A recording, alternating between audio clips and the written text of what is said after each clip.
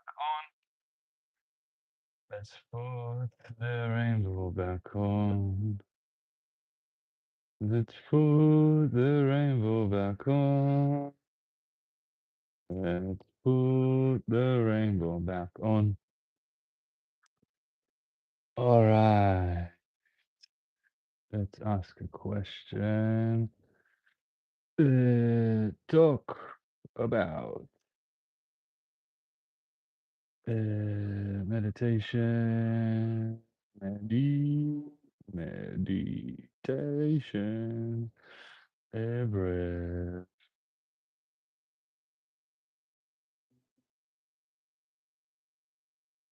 How are you doing today? How is it in Russia? In Moscow? Moscow, motherland, mother Russia. How is your day today, love? How we doing? Thank you for the like, the comments. They help a lot, a lot, a lot in the algorithm. So it's good. Thank you. I appreciate it. I'm good. I'm actually really good. This morning, I've changed up my routine. So usually I do about a 20-minute to 40-minute breath work, meditation, and other things. Thank you. How are you doing, love? How was your weekend? And today I changed it. I added an hour of prayer and then I added 20 minutes of breath work, which is good. So it's a good day. I'm happy to hear. What was interesting and fun about your weekend? Today we finally have some sage. We got the sage back. What was your thing for the weekend that brought you into happiness, and what was your thing for the weekend that brought you into sadness? And let's see if they have any correlation between them, which is always interesting, you know? So sometimes, like, the things that make us happy are very similar to the things that made us mad. I went to meet friends and shopping stuff. Oh, shopping! I miss shopping. Well, that's good. It's good. We need to buy things for ourselves. It makes us feel good, and you know. What's up, Rev? Thank you, love. Thank you, thank you. Hey, Rivan Tangia. Mr. Otto, tell me a car for an edit. Tell me a car for tell a car for an edit. What do you mean? What do you mean by tell me a car for an edit? It's a beautiful day today. We're gonna speak about how important it is to bring gratitude in the morning. My favorite car that's coming up to my mind is a Mercedes SLS. They're amazing. But when I go shopping these days, it's like I buy these equipment. So like once every 2 weeks, I go buy a new equipment for sound healing. I'm like, ooh, this is nice, and these are amazing, guys. Honestly, get a tuning fork, and what you do is like you hit it, then you put it beside your ear, and it's calming. It's super calming. I love tuning forks. I use it all the time. Bless everyone. Everyone bless all of you. May you all be blessed. May you all have harmony and peace and joy and love in your life. May you all know happiness and sorrow, to know the spectrum of it all.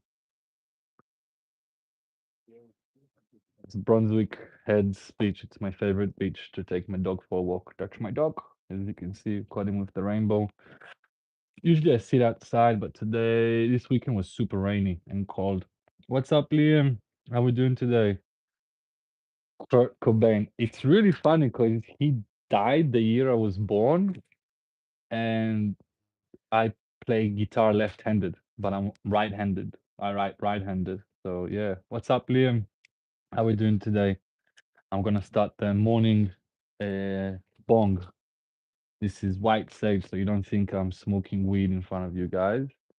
White sage, and that helps clear the atmosphere and things. But yeah, everyone, I hate asking this. I don't like asking this, but if you can please like, comment, Let me know in your comment what was your spiritual moment this weekend. Let me know in the comments what brought you closer to the divine. Let me know something that a miracle, if you saw a miracle, it really helps the algorithm. And I honestly just want to spread love and joy and share my medicine of meditation and breath work that I find super, super, super, super, super, super important in our day to day. Post Poser Jesus, I don't know what that means, but for those who think I don't claim to be Jesus, everyone's gonna be calling me Jesus, and I'm gonna laugh along with it. So from now on, for those who are staying in the chat, every time I make a joke or pretend as if I'm answering that I am Jesus, you guys know the inside joke and know that I don't think I am. But let's just look at the chat, and everyone knew is gonna Jesus, Jesus, Jesus. So I'm gonna make jokes about it and lighten up. I'm not making fun or joking about Jesus at all. I really love Jesus. I think his teachings and what he brought to the world, how he took the words from Judaism and the Bible and the Torah and how he spread it and how he fought against the the authority at the time to and show them that they were not being righteous and they were not following the word of God. I think that is a very, very beautiful and important role model to have.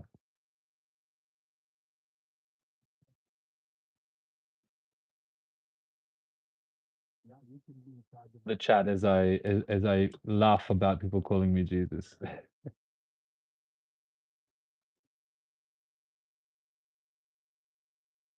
not making fun of Jesus. I'm making fun of myself. I love thank you. He's an amazing, amazing, amazing being that came as a blessing to this world to spread love and light. I'm Jewish, by the way, I'm not Christian, but I respect the work of Jesus and its followers, how they spread love around the world. So let's have some white sage.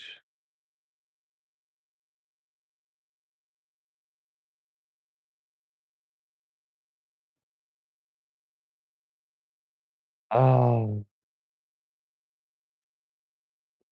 so good. Just clears everything up. It's not the first time Jesus was, we used herbs back in the day, 2,000 years ago, but they're different names.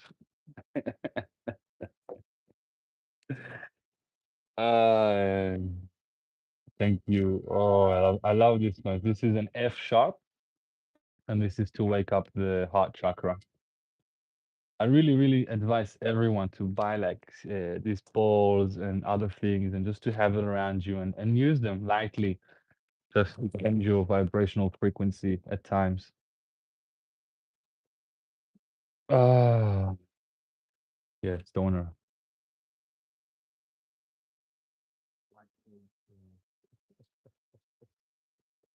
But yeah, what today is a lot about bringing gratitude and thanks in our morning routine. So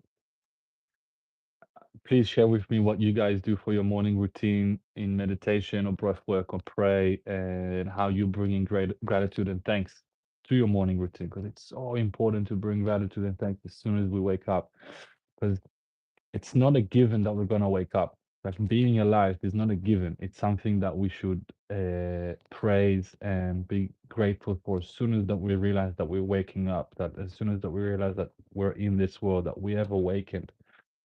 And that is where meditation and breath work come into hand. So in those first 10, 15 minutes as you're waking up, your brain waves is still at theta. No, I think beta or theta, I'm not sure exactly,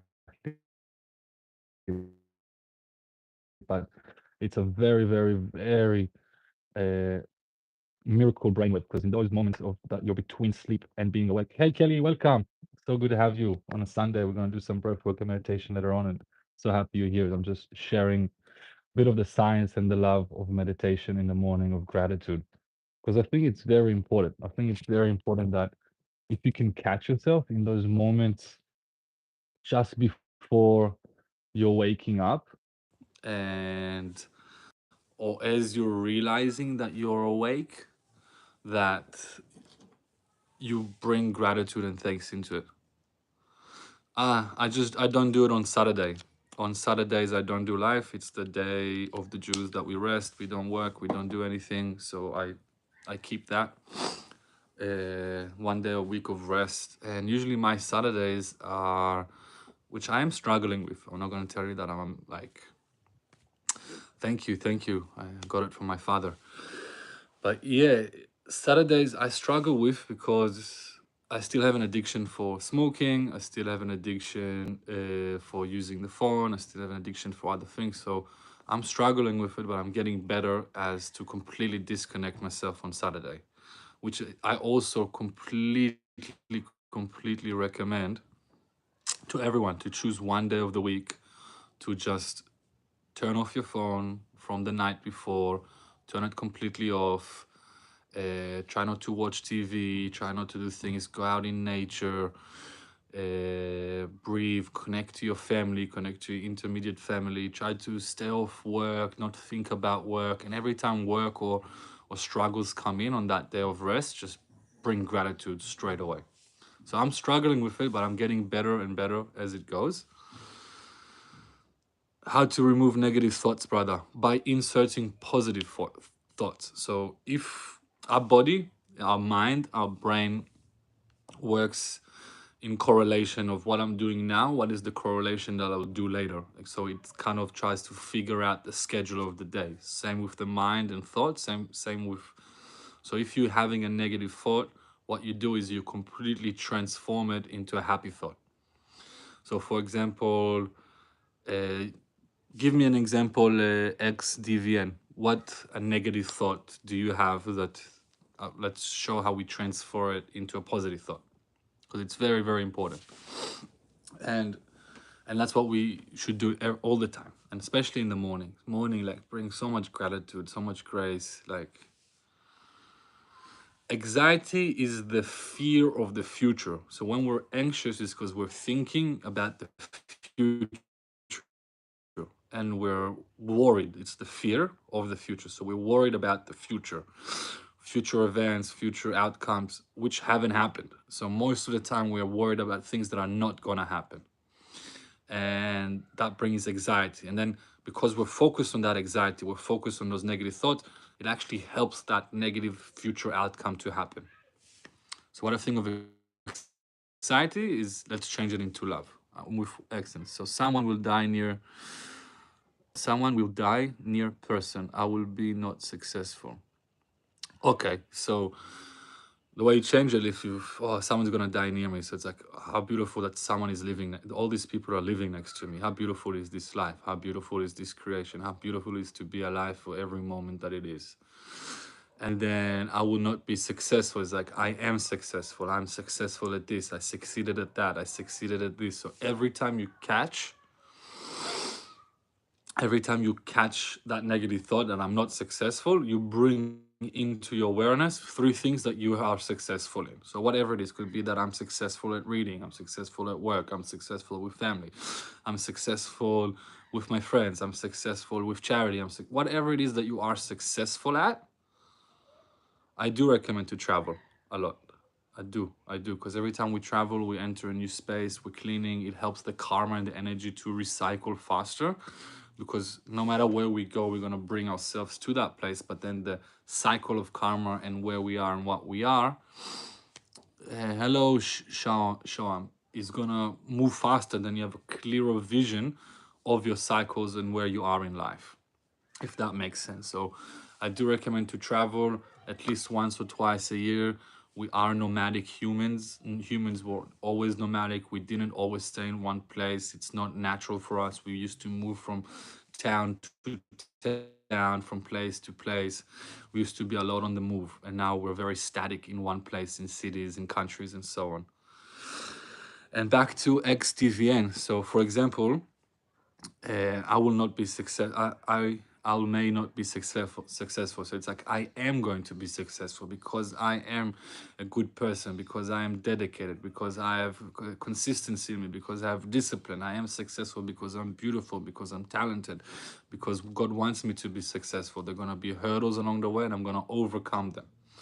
So you see that XDVN. That's how you shift your perspective or your thoughts from negative to positive. And every time you do that, every time you catch yourself with a negative thought and straight away you insert a positive thought, your brain is going to assume later and further more that you're going to bring in positive thoughts. So it's going to send you those positive thoughts instead of the negative thoughts. Thank you, love. Thank you. It's all right. I'm very anxious every day. I'm nervous, but don't have nothing for stay. That is very natural, Santos 82. Hey, Deep, how we doing?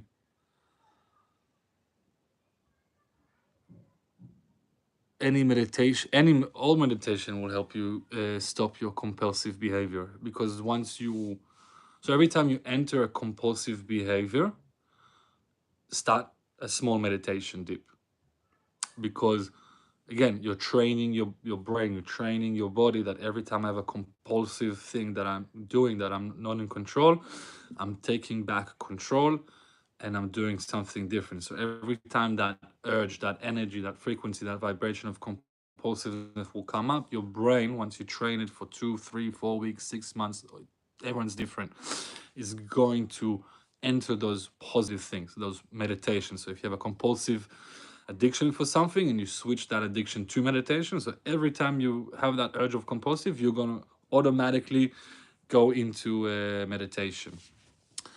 The meditation that I recommend for that is meditation of gratitude. So I breathe in, I'm grateful for this moment.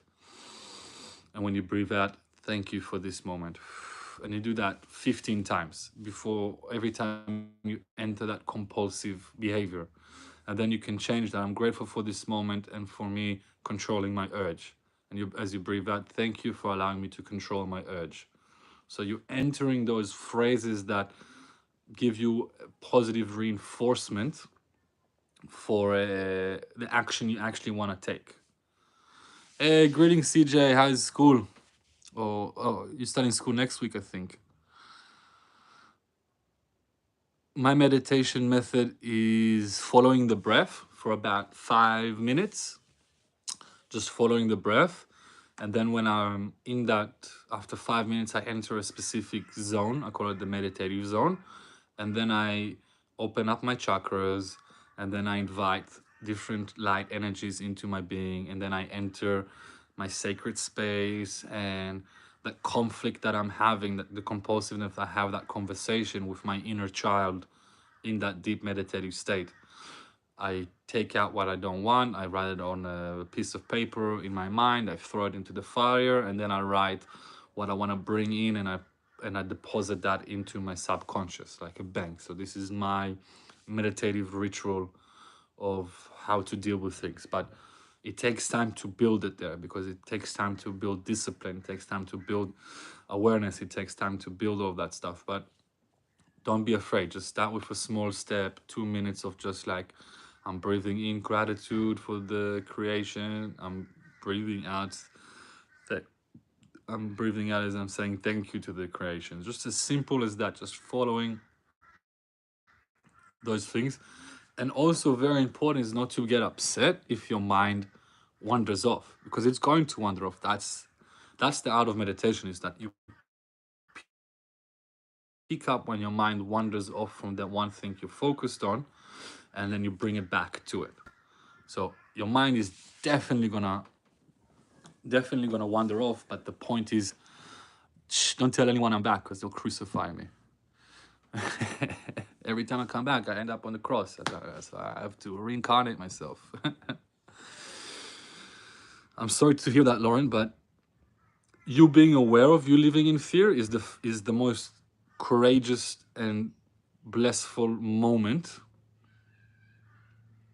in your path, because now you can control and change fear into love.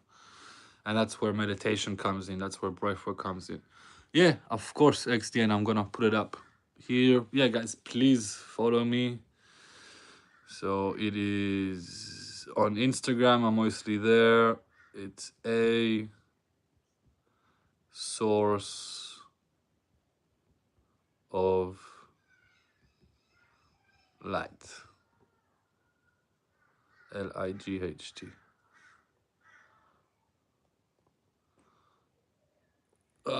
That is my handle on Instagram. But yeah, so this goes to Lorraine, and this goes also to Santos. As you were, I'm sorry that I'm not reading Santos 82. So nervousness, fear. So think of it in this sort of way.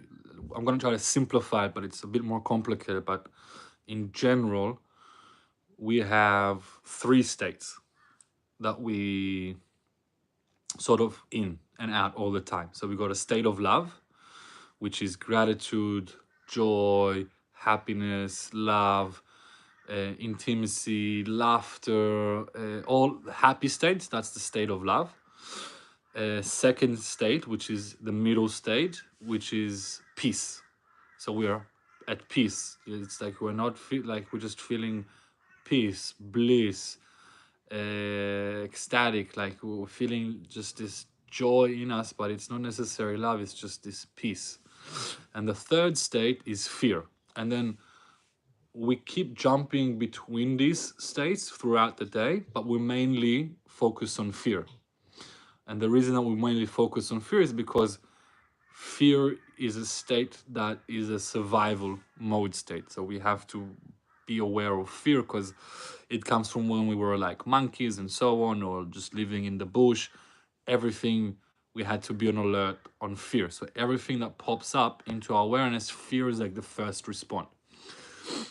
And then we need to move away from fear. The way we move away from fear, we can jump straight into love, or we can go back into peace and then love. So let's say you're in fear, so you jump into peace, which is meditation. So it's like 2 minutes of breathing, just breathing in for 4, out for 4, and bringing peace. I'm in peace. Thank you for peace. I'm in peace. Thank you for peace for 5 minutes. Then your state will move from fear to peace. And then from peace, you can move to love, which is like gratitude, giving thanks, laughing, singing. Those are states of love. So if you're in a state of fear, what I'll recommend is to go into a state of peace, which is just breathing 4G. So that won't help.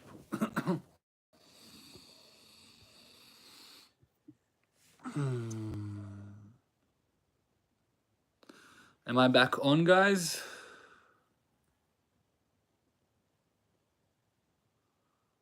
Am I back on? Am I back on? Not buffering? Let me know in the comments. You guys might think that I'm an NPC if it's buffering. That would be funny. NPC me. Let me know in the comments if it's any better. Let me know if I'm not buffering anymore.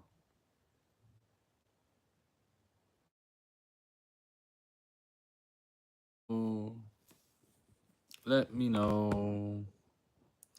Let me know. Let me know. All right. I'm going to go out and come back. This is... All right. Hey, Lauren. Am I buffering still or is it better now? Thank you. Thank you for this beautiful moment. Thank you for the check that everything is within the divine and the divine desire for even the internet to be whatever it needs to be. So thank you, God. Thank you. Thank you. Okay. Perfect. Better. Amazing. I always have internet problems, but that's good. The divine doesn't want me to transmit. But yeah, I'll go back to what I was saying. This is for you, Lauren McKinley. So as you were saying, you're in a state of fear. So do this with me now. How about this, Lauren? Do this with me now. We're gonna breathe in. I'm in Byron Bay, Australia. So let's breathe in for 2 and breathe out for 4. So you just follow my counting as you're breathing in and out. But what I want you guys to say in your mind, and this is the meditative part of it, is always to come back when you're breathing in, is I'm grateful for this moment. I'm grateful for peace. Sorry. So you're breathing in for 2. I'm grateful for peace. And you're breathing out for 4. Thank you for this peace, and thank you for this peace that is resonating inside me. Then you breathe in again. I'm grateful for peace.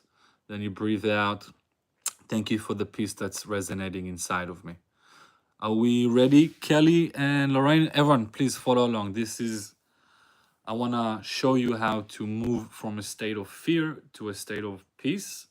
And then later on, we'll move from a state of peace to a state of love or joy, different things. Perfect, Kelly. We're ready. Lorianne, are you ready, my love? And this is my Instagram user if you guys want to follow me on Instagram. I post things there and different things as well. I do live once a day, just not on Saturday. So perfect. Lorraine, just give us the okay. Perfect. All right. So close your eyes and take just one big breath in. And take one big breath out. And now we're going to breathe in for 2 and out for 4. So breathing in, thank you for this peace. Breathing out, thank you for the peace that's resonating inside of me. Breathing in, I'm grateful for the peace. Breathing out, I'm thankful for the peace that's resonating inside of me. But just keep breathing in and out.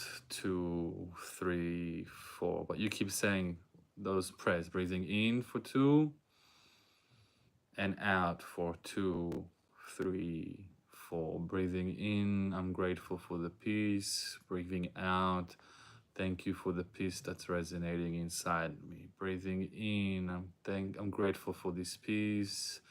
Breathing out, thank you for the peace that's resonating inside of me. Breathing in, I'm grateful for this peace. Breathing out, I'm thankful for the peace that's resonating inside of me. Breathing in, I'm grateful for this peace. Breathing out, I'm thankful for the peace that's resonating inside of me. Breathing in, I'm grateful for this peace. Breathing out, thank you for the peace that's resonating inside of me. Breathing in, I'm grateful for this peace. Breathing out, I'm thankful for the peace that's resonating inside of me. Breathing in, I'm grateful for peace. Breathing out, I'm thankful for the peace that's resonating inside of me. Breathing in, I'm grateful for peace. Breathing out, I'm thankful for the peace that's resonating inside of me. Breathing in, I'm grateful for peace. Breathing out, I'm thankful for the peace that's resonating inside of me. Breathing in, I'm grateful for peace. Breathing out, I'm thankful for the peace that's resonating inside of me. Breathing in, I'm grateful for peace. Breathing out, I'm thankful for the peace that's resonating inside of me. Breathing in for 2, out for 2, 3, 4. You keep saying the words. I'll count. Breathing in for 2. Breathing out for 2, 3, 4. Breathing in, I'm grateful for this peace. Breathing out, I'm thankful for the peace that's resonating inside of me. Breathing in, I'm grateful for peace. Breathing out, I'm thankful for the peace that's resonating inside of me. Breathing in, I'm grateful for peace. Breathing out, I'm thankful for the peace that's resonating inside of me.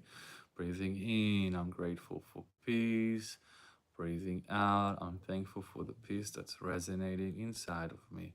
One more breath in, I'm grateful for peace. One more breath out, I'm thankful for the peace that's resonating inside of me. How are we feeling, Kelly and Lorraine?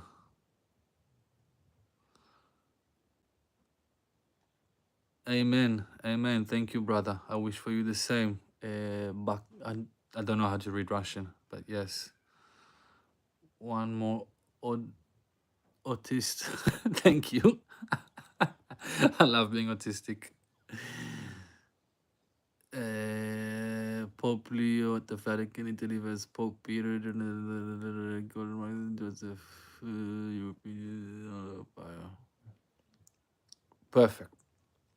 What am I doing? I'm teaching how to move from a state of fear to a state of peace. So, Lauren, every time that you were in anxious, depression, or just feeling fear, do those 20 breaths. And easiest way to count is you hold your fingers like this and you go 1, breathing in, breathing out, and then the second breath in and out, 3, in, out, 4, in, out, and you do 5 rounds. So 5 times 4 is 20, and then will be easier for you to track which breath you're on. And it's okay if your mind disappears. It's okay. Like, don't think that you're a failure if fear creeps back in. No, not at all. The whole point is to realize fear creeped back in, and now I'm moving back to peace. And then from that, you can do 20 breaths, the same, 2 in, 4 out, but just love. I'm grateful for all the love that's inside me. And then when you breathe out, thank you for everything that is love and loving around me. I'm grateful for the love around me. Thank you for all the love that's inside me and everything.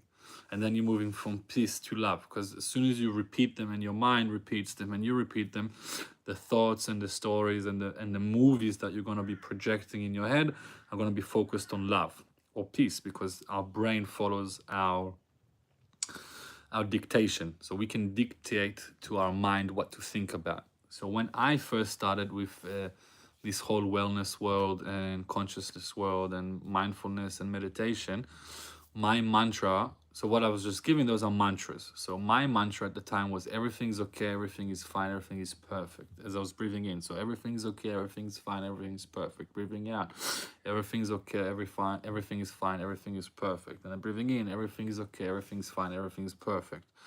Everything's okay. And then I would just repeat that for 5, 10, 20 minutes, how much I was in stress, and then I would calm back down.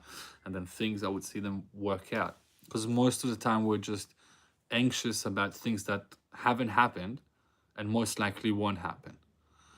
So you can bring a mantra in that everything that's happening to me is for the best of me. Everything that's going to happen is going to be for the best for me. And then you play with different mantras. And Dr. Dispenza has amazing mantras, and Abraham Hicks has amazing mantras. Sadhguru has good mantras. I like Alan Watts' mantras, but just slowly, guys. So just like take one step at a time. Don't rush too much into it. You know, that'll be my recommendation. But if you like it and you want to go deep, like just go as deep as you want. Sirvin ready. What are you doing? Sirvinivias ready. Okay, yeah, global.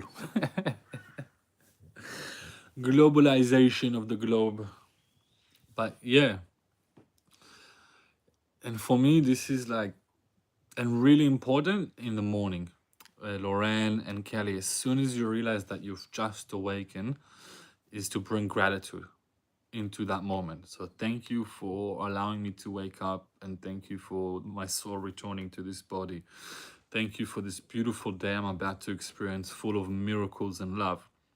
And if you just repeat that mantra for about 2-3 minutes as you're getting out of bed before you open your eyes, you're literally setting up your day, your brain, and your awareness to look for miracles, to look for the goodness, to be in gratitude. So it's like a huge step forward, because it's like your brain is like turning on, and it's like, oh, what do I need to think about? You don't need to think about what you need to do today. You don't need to think about what you didn't do yesterday. You don't need to think about what I have planned or whatever it is. Amazing. Perfect. Say that. I'm thankful that I am a writer. I'm thankful I am a writer. Amazing.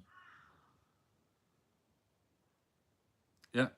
Please do it, guys. Because it's like, and let me know later on when we speak tomorrow and the next day, like, how was your day when you woke up and you said those things? Like, what miracles did you see throughout the day? What goodness did you experience? What gratitude of things that came to you? Like, please share. Please share. So yeah. All right, let's take this off. Let's see. Perfect. Perfect. Okay, so we kind of did a meditation today, but we'll do another one. So we did peace. So now let's do like about 2 minutes of love. Are you guys ready for 2 minutes to bring love into our awareness? Like, how do we bring love into our awareness? We speak it. We are grateful for the love that's already here, and we're thankful for the love that's going to come. So we're going to do that, and this time we're going to do 4 in and 4 out. When we do the ratio 1 to 2, so 1 breathing in, 2 to breathe out, that is a mechanism of breath work to calm our nervous system. When we do a variation of 1 to 1, it's a way to align our system. So because it's like we're connecting the breath in and the breath out. Dumpster goblin, shh, don't tell anyone, they'll crucify me again. So shh, keep it a secret, don't comment too much, don't like, don't follow. I'm kidding. Welcome back, dumpster goblin. So join us. We're going to do a 2-minute meditation of love, how to bring love into our awareness. So I want you guys to focus on breathing in for 4 and out for 4. And the mantras is going to be breathing in, thank you for all the love that is around me and inside me. And then you breathe out, thank you for all the love in everything that you've created, including me. And breathing in, thank you for all the love that is around me, inside me. Then you're breathing out, thank you for all the love that you've created in everything. Are we ready, guys? Thank you, Lauren. Yeah, I prefer to make fun of people calling me Jesus rather than like, I'm not. I'm just going to joke about it. I'm not joking about Jesus. I'm joking about self and being called one. So don't think I'm joking about Jesus. I'm not offending him. All right, Lauren and Kelly, my favorite students that are here with us on the chat. I've got a few other favorite students, but they're not with us in the chat. So my favorite student on the chats right now. Perfect. Lorianne, you ready? And everyone else that is joining in, follow along, please. Just, even if you're just listening to my words. Wait for Lauren to be ready, and then we can shift it.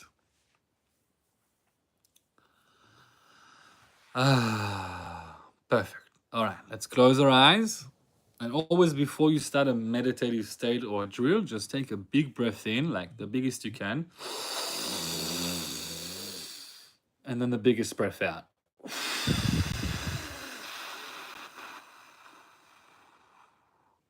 So we're breathing in. Thank you for the love that's inside me and are all around me. And breathing out. Thank you for the love that's inside every creation and everything in this world. And breathing in. Thank you for the love that's inside me and all the way around me. And breathing out. Thank you for the love in everything in this creation of yours. And breathing in. Thank you for the love that's inside me and around me. And breathing out, thank you for all the love that you've created in this world. Breathing in, thank you for the love that's inside me and around me. And breathing out, thank you for the love that you've created in everything in this world. Breathing in, thank you for the love that's inside me and around me. Created in breathing in, thank you for the love that's inside me and all the way around me. And breathing out, thank you for the love that you've created in this world. Breathing in, thank you for the love that's inside me and around me. Breathing out, thank you for all the love that you've created in this world. Breathing in, thank you for all the love that's inside me and around me. And breathing out, thank you for all the love you have created in this world. Breathing in, thank you for the love that's inside me and around me. Breathing out, thank you for all the love you've created in this world. Breathing in, thank you for all the love that's inside me and around me. Breathing out, thank you for all the love you've created in this world. Breathing in, thank you for all the love that's inside me and around me. And breathe out, thank you for all the love that you've created in the world. And I want you guys to smile as you're breathing in. Thank you for the love that's inside me and around me. And breathing out, thank you for all the love that you've created in this world. Breathing in, thank you for all the love that's inside me and around me. And breathing out, thank you for all the love that you've created in this world. Breathing in, thank you for all the love that's inside me and around me. And breathing out, thank you for all the love that you've created in this world. Breathing in, thank you for the love that's inside me and around me. And breathing out, thank you for all the love you've created in this world. Breathing in, thank you for all the love that's inside me and around me. Breathing out, thank you for all the love you have created in this world. Keep smiling. Breathing in, thank you for all the love that's inside me and around me. And breathing out, thank you for all the love you've created in this world. Breathing in, thank you for all the love that's inside me and around me. And breathing out, thank you for all the love that you've created in this world. Breathing in, thank you for all the love that's inside me and around me. And breathing out, thank you for all the love that you've created in this world. Breathing in, thank you for all the love that's inside me and around me. And breathing out, thank you for all the love that you've created in this world. Breathing in, thank you for all the love that's inside me and around me. Breathing out, thank you for all the love you've created in this world. One big breath in, thank you for the love. One big breath out, thank you for the love.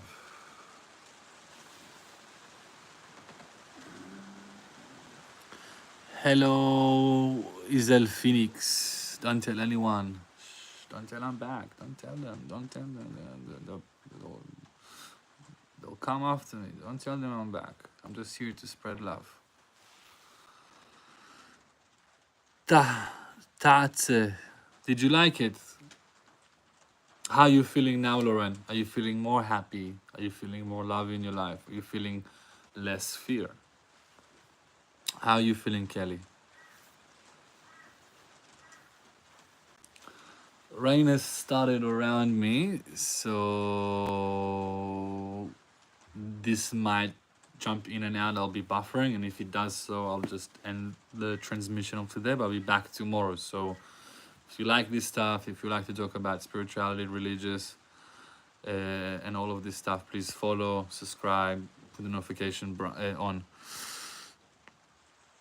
I want you to whisper in my ear. That's nice. Perfect. I'm happy, Justin. I'm happy. I'm happy. Rosalind Fossis. I'm in Byron Bay, Australia. Oh, I'm so happy, Kelly. I'm so happy. This is the medicine I love to share, guys. I love sharing this medicine. I love sharing what makes me feel good. I believe if it makes me feel happy and good, and once I understand it, I can transmit it to you guys, and I just hope it does the same. If we can light every small candle around the world slowly, slowly, in enough time, the whole world will be lit with beautiful candles. Hey pimp, I'm good, but just don't tell anyone that I'm back. Just call me Big Light. It's the code, it's the new code. Big Light, it's the new code. Perfect. And that's all, Kelly. So every time you catch yourself, Kelly, like a bit frustrated or angry or in disconnect with the flow of the universe, just come back to these. They're very simple.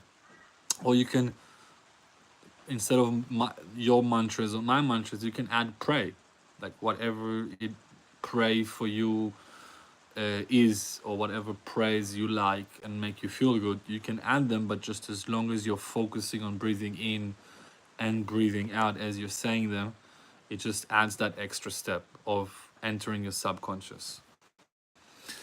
Lauren, me too. I have one of the craziest ADHD as a kid. Could not sit down, could not do this. But the more I practiced these types of meditation, Lorraine, the more I practiced mindfulness, the less ADHD I was.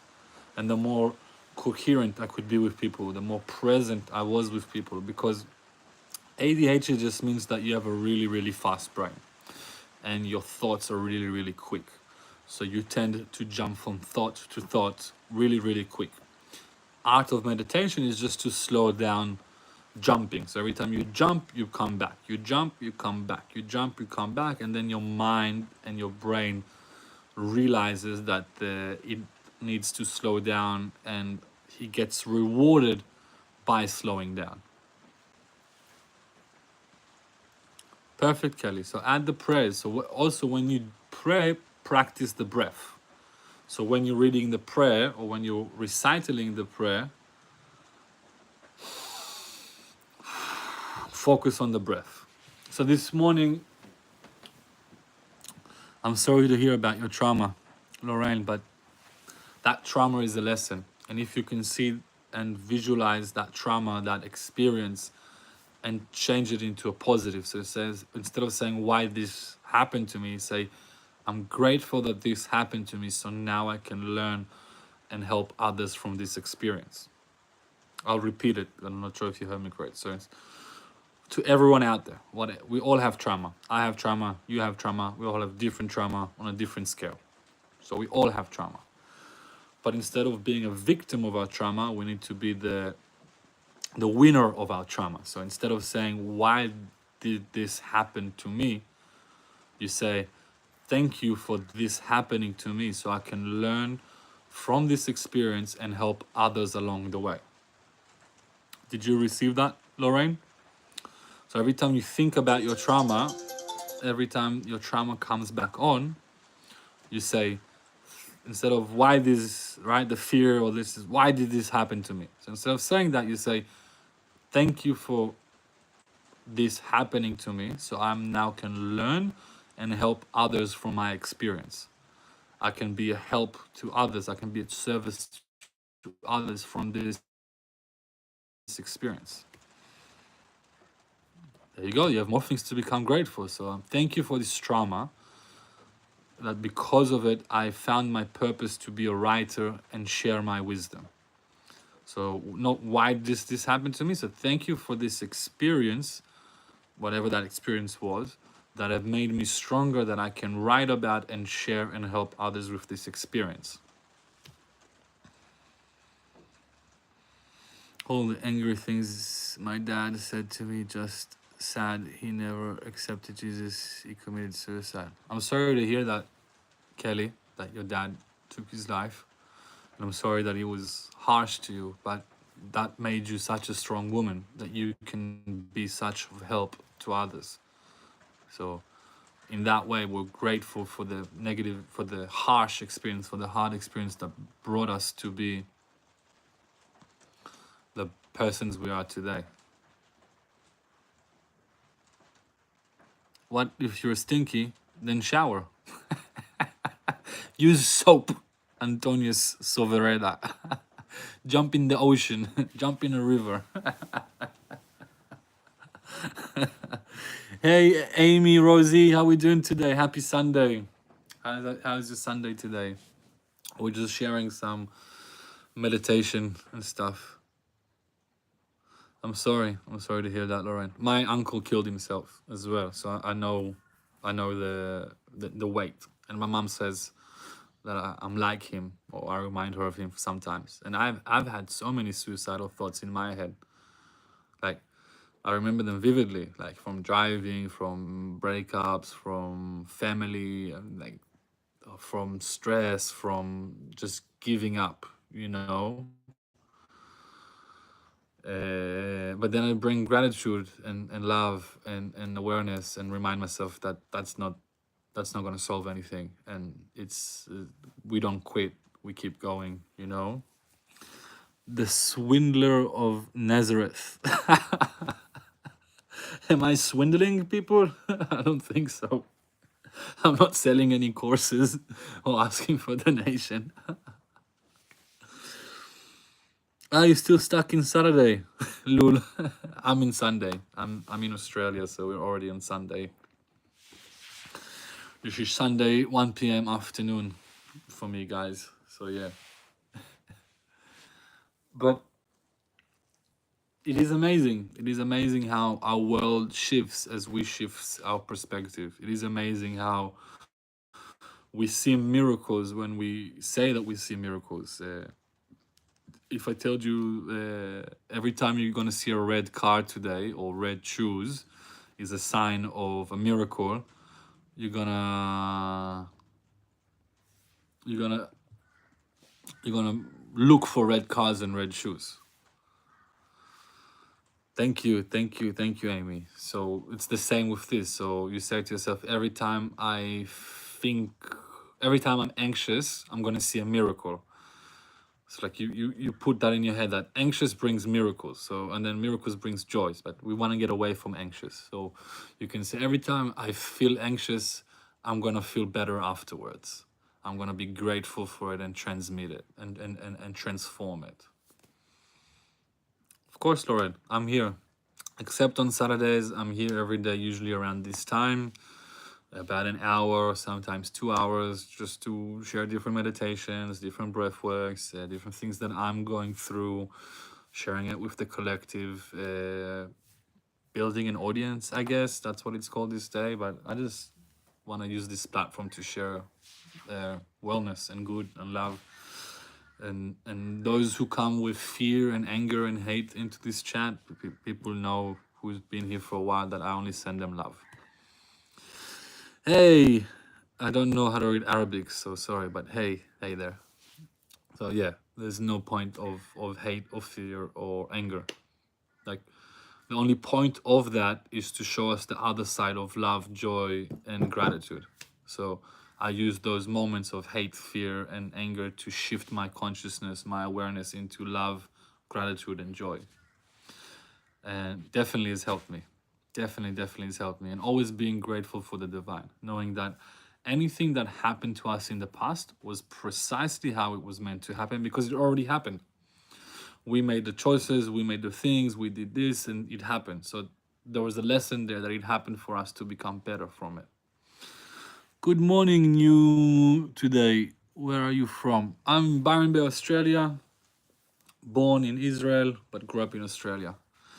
Oh, lovely news today. I'm planning to go to India at the end of this month or beginning of next month.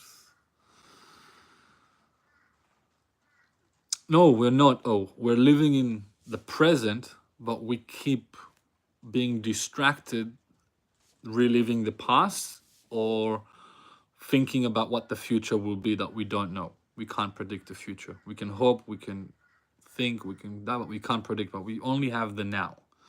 So it's sort of a waste of time to be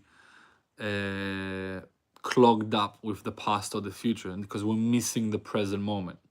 And through meditation, that we follow the breath in and follow the breath out, we come back to the present moment. And then in the present moment, we bring gratitude to the present moment. The Arabic that I can't read, I'm Israeli and I'm for love and peace everywhere. I hate war, and I think war is something of old consciousness that is at the end of its days, and we're just living it through. We all need to live with love and peace in our heart. I don't like getting into the commentary about politics and the current war. It does not make anything better. I literally truly believe that nothing outside of me or my close surrounding I have effect on. And the only way that I can affect and make a better future, better present, better world is if I change myself inside to be more grateful and loving and change my close surrounding for that. So there's no, doesn't matter what it is. It's a rule of thumb. If it's outside of me, outside of my inner circle, my close circle, my family, I can't change it. And that even that, it's very hard to change. The only thing I can change is how I feel inside. So I'm for love and peace and unity, not separation.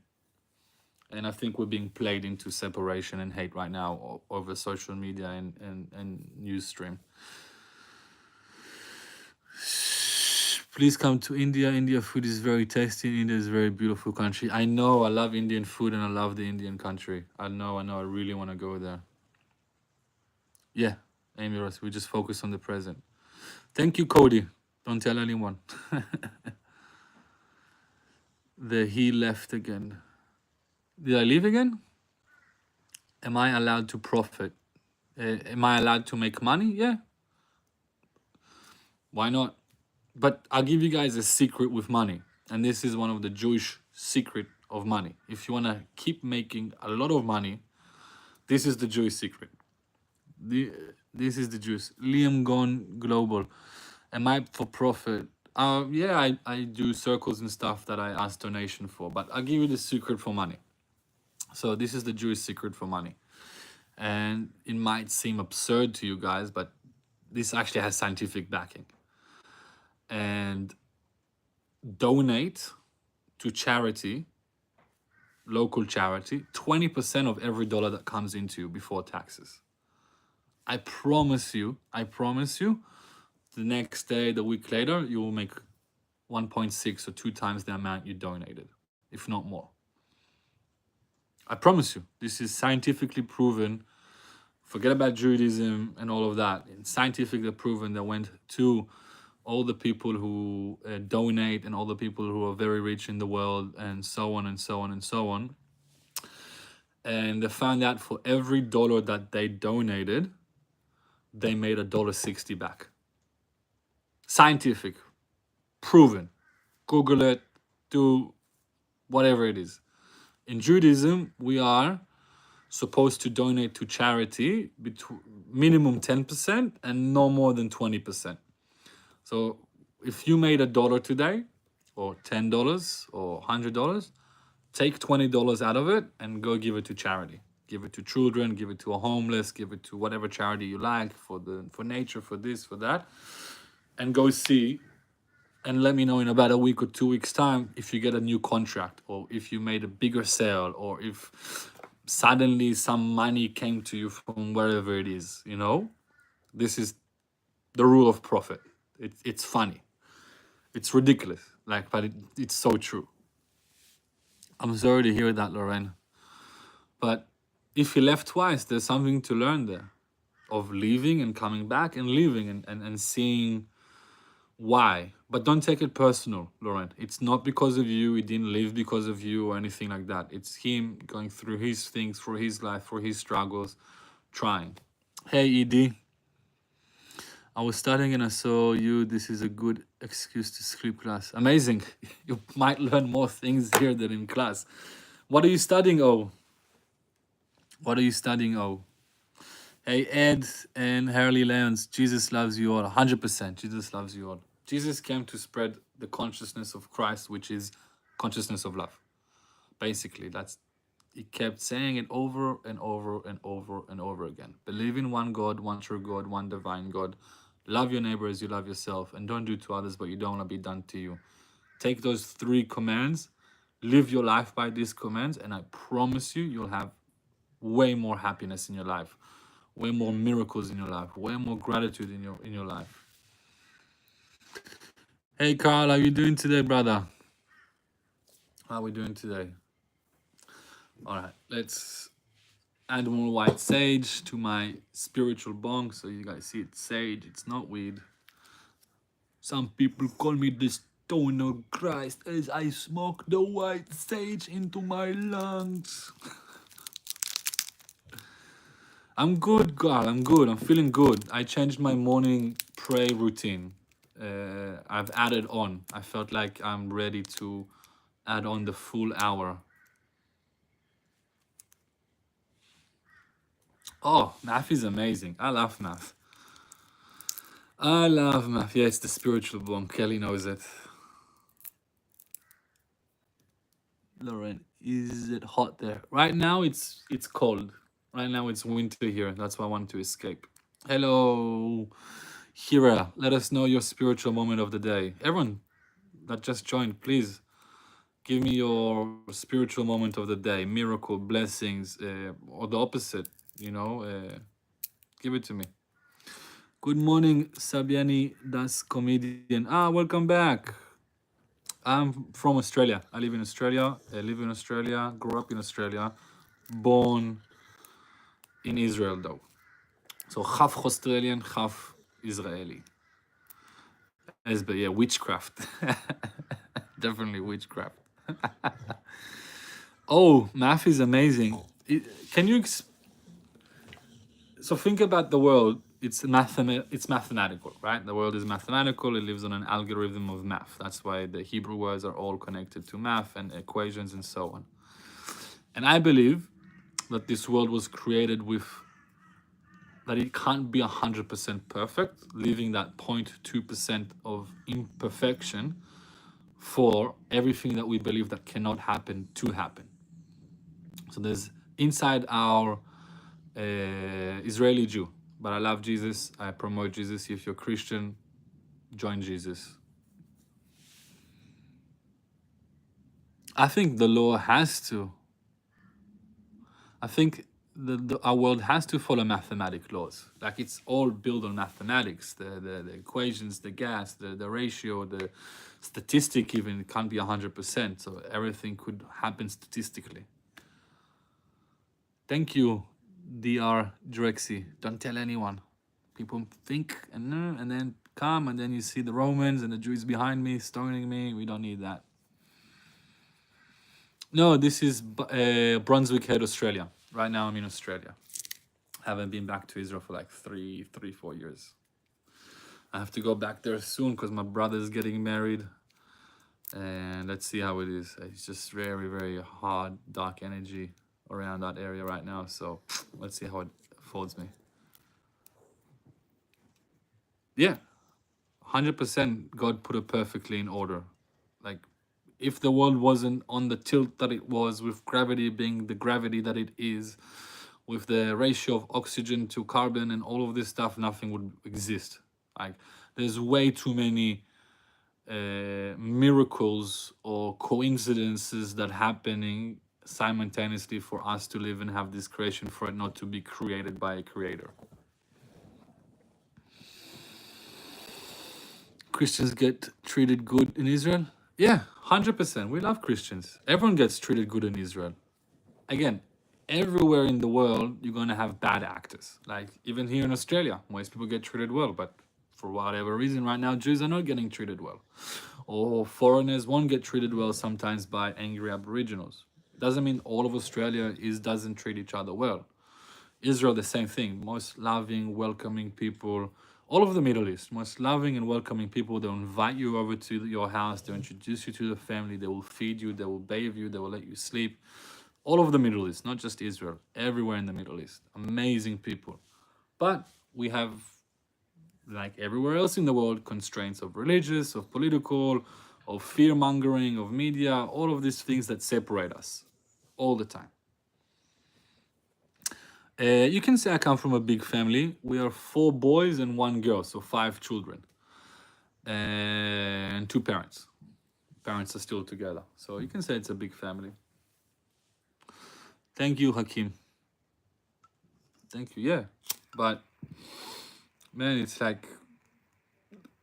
And then it's like social media or mainstream media. They'll want to focus on the 5-10% that's bad and present it as if that's everyone. Everywhere, not just Israel, not Australia, not just the United States, everywhere. That's what the social media and mainstream media do, because it's attention-based economy. And to get more attention is to trigger the more amount of people, is to cause chaos, is to laugh at people, is to mock people, it's to be greedy and hubris. That's what gets the most attention in the media and to us. And the reason for that is because we need to pay attention to those things out of fear of self and manipulation. So they're playing on that. They're manipulating us. They're attention based. Just don't listen to them. Like, believe me, if you close the news and the TV and the social media, anything that has to do with anything with the news that's outside of your hometown, you would live such a happy life. Like you wouldn't even know why everyone's so angry, because it doesn't even bother you. Carl Brompton. we are just here to love God 100% and love people 100% till Jesus takes us home where we belong, because we are just foreigners living on earth. The last part, it's not that I don't believe it, it's just I have a different theory of it. I do believe that we're not of this world, living in this world. So our soul is not of this world, but we're living in this world through this avatar. And understand, I think that's what you mean by Jesus taking us back to the divine, back to the pool of souls, back to unity, and so on. Muhammad, no, it's white sage. White sage. It's spiritual bong.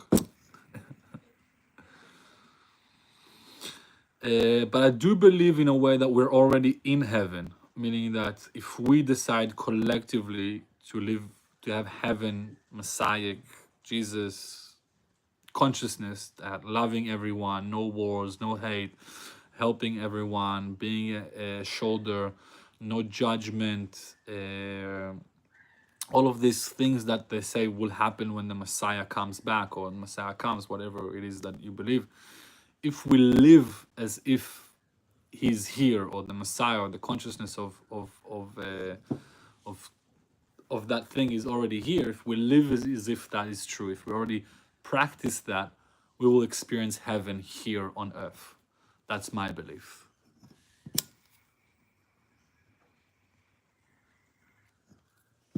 One sec. Yes, Kelly. All mind control. Mark, yeah. Liberally hope that the situation in Israel gets settled so that everyone can live harmony. By the way, on a lighter note, how is the food? What is your favorite? Wow, so I'm with you, Akim.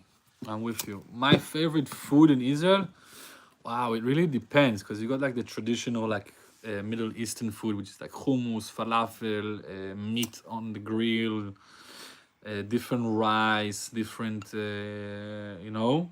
And then you got like the not Middle Eastern, you got the Eastern European food, you know, like gefilte fish and brocht. And then you got Yemen food, which is like jachnun and other things. You got Ethiopian food. So like there's so many different cuisines, and they're mixed in Israel. So it's like some of the best food you ever eat will be in Israeli streets. Like amazing food because of the mixture of traditions. And I also hope everything gets settled, not just in Israel, all around the world. Like the world is fixated on what's happening between Israel and Gaza and all of this, but there's over 25 million people starving in Sudan right now. There's a war going in Myanmar, and there is Muslim Arabs that are being into concentration camps in China. There's a famine happening in Yemen. Like there's so much hurt and happening in the world that I really hope that it all gets solved soon. I really like pray every day that we find peace and love inside of us all, to live in peace and harmony with everyone, and to stop fighting who's father's favorite kid. Like we're literally like Jews, Christians, Muslims, we're all fighting who is the favorite son of the father. Let's stop. We're all his favorite kids in different ways. Like any father that has 3 children or 4 children or 5 children, he loves all of them. Does he love them equally? Not necessarily, but he might love each one differently, more in his aspect. So we don't have to fight who he loves us more, who's following more. Let's just follow his basics. Let's follow the 10 commandments. Forget about the laws of Moses and that, but let's just follow the 10 commandments. Stefan Alien, hey, shout out to Stefan Alien. Hey Tava man, how does one enter kingdom of heaven, grace or works? Both. So how do you enter the kingdom of heaven? You bring gratitude to the divine. You bring love to the divine. You bring thankfulness to the divine. You change your victimhood into championhood. You change your fear into love. And that's how you enter the kingdom of heaven, with the grace and blessings of the divine. Like the divine wants us there with him. God, the Father, wants us there with him. He's waiting for us. He gave us free will so we can actually make that decision ourselves. Because if we didn't have free will, we would just be like animals. We'll follow what was told us by the divine to program us to live his way. But he gave us free will, so we can make choices. So we can experience all of these experiences. I believe that we're born again. I believe that we incarnate into different lifetimes, because I really believe that all of us are a reflection of God, right? We're all fractal of the divine, meaning that every soul is a small part of the whole of divine. And the divine wants to experience his creation through us. So that doesn't mean just experiencing his creation for love, unity, and peace. It also means chaos, anger, and war. He wants to experience it. So he experiences it through us. But we have the free will to shift our experience, always in back to love. And that's sort of the goal of life. And then our soul says, wow, this was amazing. This time I was a priest and I was praising and I was with God all the time. Amazing. Now I want to become a warrior. So he enters the stage of becoming a warrior. Why? Because he wants to experience death. He wants to experience pain. He wants to experience whatever it is in that realm. And then it's like, oh, fuck, man. You die, you go back to the soul, you go back to the fire. It's like, man, that was a wild experience. Now I have to experience the other part. That's what I believe in reincarnation of souls and different lives, because we want to experience it all. So God is using us as his vessel, giving us a part of his soul that is the one that's experiencing this. That's the guy behind the no head. So right now I'm looking and I can feel and sort of see my head. But if I look here, I can't see my face, but I sort of know it's there. So I'm the experiencer behind the wall. And that's the divine consciousnness. That is the divine soul. That is the divine spirit that's inside all of us. We're all children of God. He is a father of all of us. Everyone that lives, that has a soul, is a child of God. You know? And we can all become like God in a sense of living pure and loving and nurturing and not judging and caring and empathy and all of that stuff. We have that choice in the free will. So every time something negative happens to you, you have the choice to think positive. Every time something negative is done to you by another, you have a choice to forgive him and forgive yourself for putting yourself in that situation in the first place that allowed that negative to happen to you. That is just my belief, guys. I hope it makes sense to you. But I might be wrong, I might be right. It doesn't really matter. There's no reason to too much argue about it. We can talk about it, go into depth about it, what you guys think, what I think, and stuff like that. But we don't need to say who is right. There is no right in this philosophy talk, you know? What about being born again? Just answer that. Do you think pets go to heaven? I think pets have their own soul, also have the divine soul in them that also experience this life. But they're just more simple. They live in the present. They don't have like anxiety or depression necessarily. If they're anxious, you'll see that right there that they're anxious. If they're depressed, you'll see that they're depressed, but they won't carry it on. Animals have this amazing thing that they live in the moment and they know what their mission is to do. The cow has a mission to do. The bird has a mission to do. The tiger has a mission to do. Everyone has, and they know and they follow that mission. Through that mission, they're living in the present life of theirs. Tavaman, you know in Genesis how God gave Adam dominion over the birds and fish. It's because they are similar to us, because fish are born once in encampment, then born again essentially once they hatch. That's beautiful. I didn't know that. Thank you for sharing, Tava. Battle Satan, please. Yeah. You know what's the best way to battle Satan? Is to give him love. He hates it. So every time like you're confronting with like the Satan or demonic energy, just tell them, we love you. I'm sorry for this. May God, may Jesus, may Muhammad, may whoever it is you believe is the messenger of God or God himself, doesn't matter, Moses, Abraham, Isaac, Jacob, whoever it is, may the divine love you and find peace inside you. May you show peace and love to everyone. Thank you, but I want to send you love and peace. He will run away from you. Like, will literally run away from you. Hear me, Onen, all father of the gods, summoning the shadows of ages past when the thread spinning nose ruled the face of man. Hear of those people and guide them to... If that's what you want to believe, amazing. Like, go for it. If you're connected to creation and to love through the gospel of Odin or whatever, or it's a different name, not gospel. It's called they have a different name of the songs. But again, if that gets you closer to the divine, if that brings you closer to peace, if you through that love another, love everyone, don't hurt anyone, believe in one good God creator of it all, for different name, amazing, man. Like, I'm not here to try to convince you otherwise. I'm just here to tell you that whatever belief system you already have, choose to use it for the betterment of this world. Choose the good parts of it. Choose the happy parts of it. Choose the joyful parts of it. Choose the forgiving parts of it. Choose all of those parts in whatever tradition, religious you want to believe in, but just choose the good and follow the good. Let go of the bad.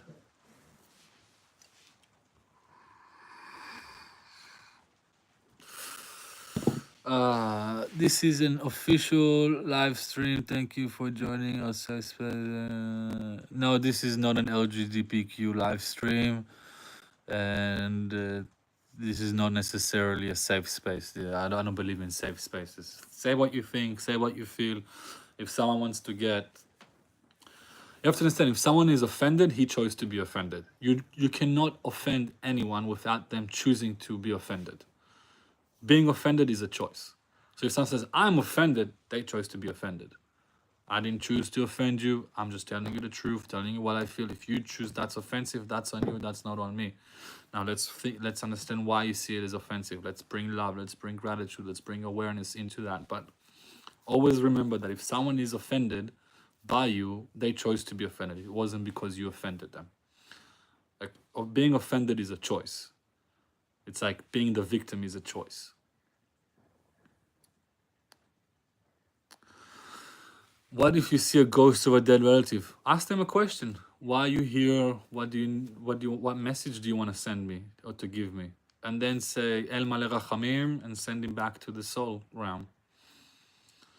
Or say a prayer and send him back. Because sometimes our soul gets stuck between the heavens or the 5D, 6D, 9D world consciousness and the 3D, 4D world that we're living in. It gets stuck because they didn't do the end correctly. They didn't send him off correctly. They didn't. He didn't say his last words. His mission, his purpose wasn't fulfilled, and he gets stuck because he wants to see his loved ones being cared for and loving. So like sometimes it's like from attachment to our loved ones, we don't go back into heaven in a sense. If that makes any sense to anyone out there. Perfect, Lauren. Amazing. Send him my love. I hope he gave you the wisdom and the knowledge that you needed to hear, Lorraine. Welcome all the new people. Send us what you think about spirituality, what has it done for you, and where are you lacking it in your world. All of those who just joined, please like and comment as we deep dive on this. My big stream, John. Nah. This is not a safe space. This is an honest space. This is a truthful space. Say what you feel, say what you love, say what you think. Try to be honest about it and accept whatever comes from it. But yeah, go back to my main point of today, Lauren, is like, amazing. Did you have something with your mom that it wasn't resolved? And did you tell her? Sometimes us, by seeing ghosts or seeing people from our past, when they come in our dreams or they come in our reality, sometimes because we are more connected to it, we can be the medium to say what they wanted to say to the other person who is not in awareness of that consciousness, that energy. I'm good, Jacob. How have you been? You missed out on today's meditations and stuff, but I'm happy you're here. Jacob is a brother, everyone. Everyone say hello to Jacob. Jacob is a good brother. He comes back and he shares and he loves. and he doesn't want to turn anyone to anything, and he really, really preaches the good things. So welcome, Jacob. Welcome, welcome, welcome. You got a kid, Jacob, right? I'm not mistaken. Oh, amazing, Lauren. Amazing. No, it's white sage. Jesus smoking white sage. It's a natural high. It's a different high. It's not a. It's a spiritual high. It's a divine high. Breathing in the flowers of the universe, smelling the divine in everything, smelling it as it comes.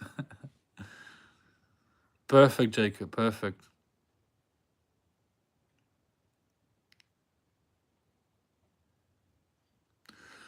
So that is, this area is the 6th chakra area.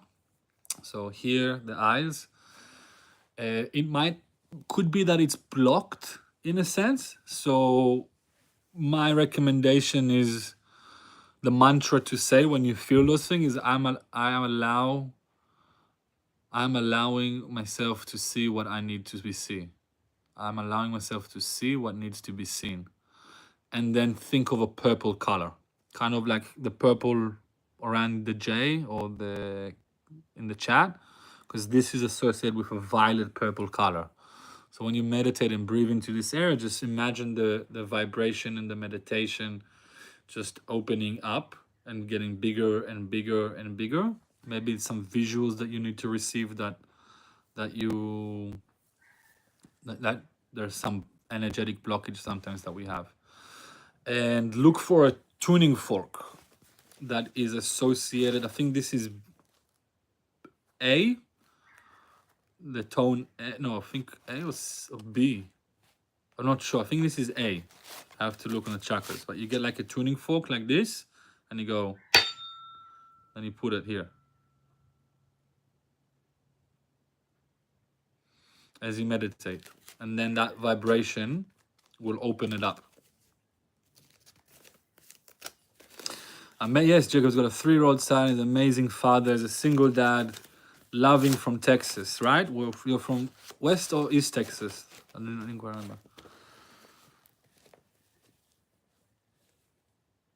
That's beautiful. Let him run wild, man. Just move the hurdles in front of him. Let him fall. Let him make mistakes. Let him laugh. Let him be a kid, man. Like, we're not supposed to catch up with them. They're supposed to outrun us. I use drugs. These guys use drug all the time. Really? Can you let me know which drugs I'm using? Because I'd love to know.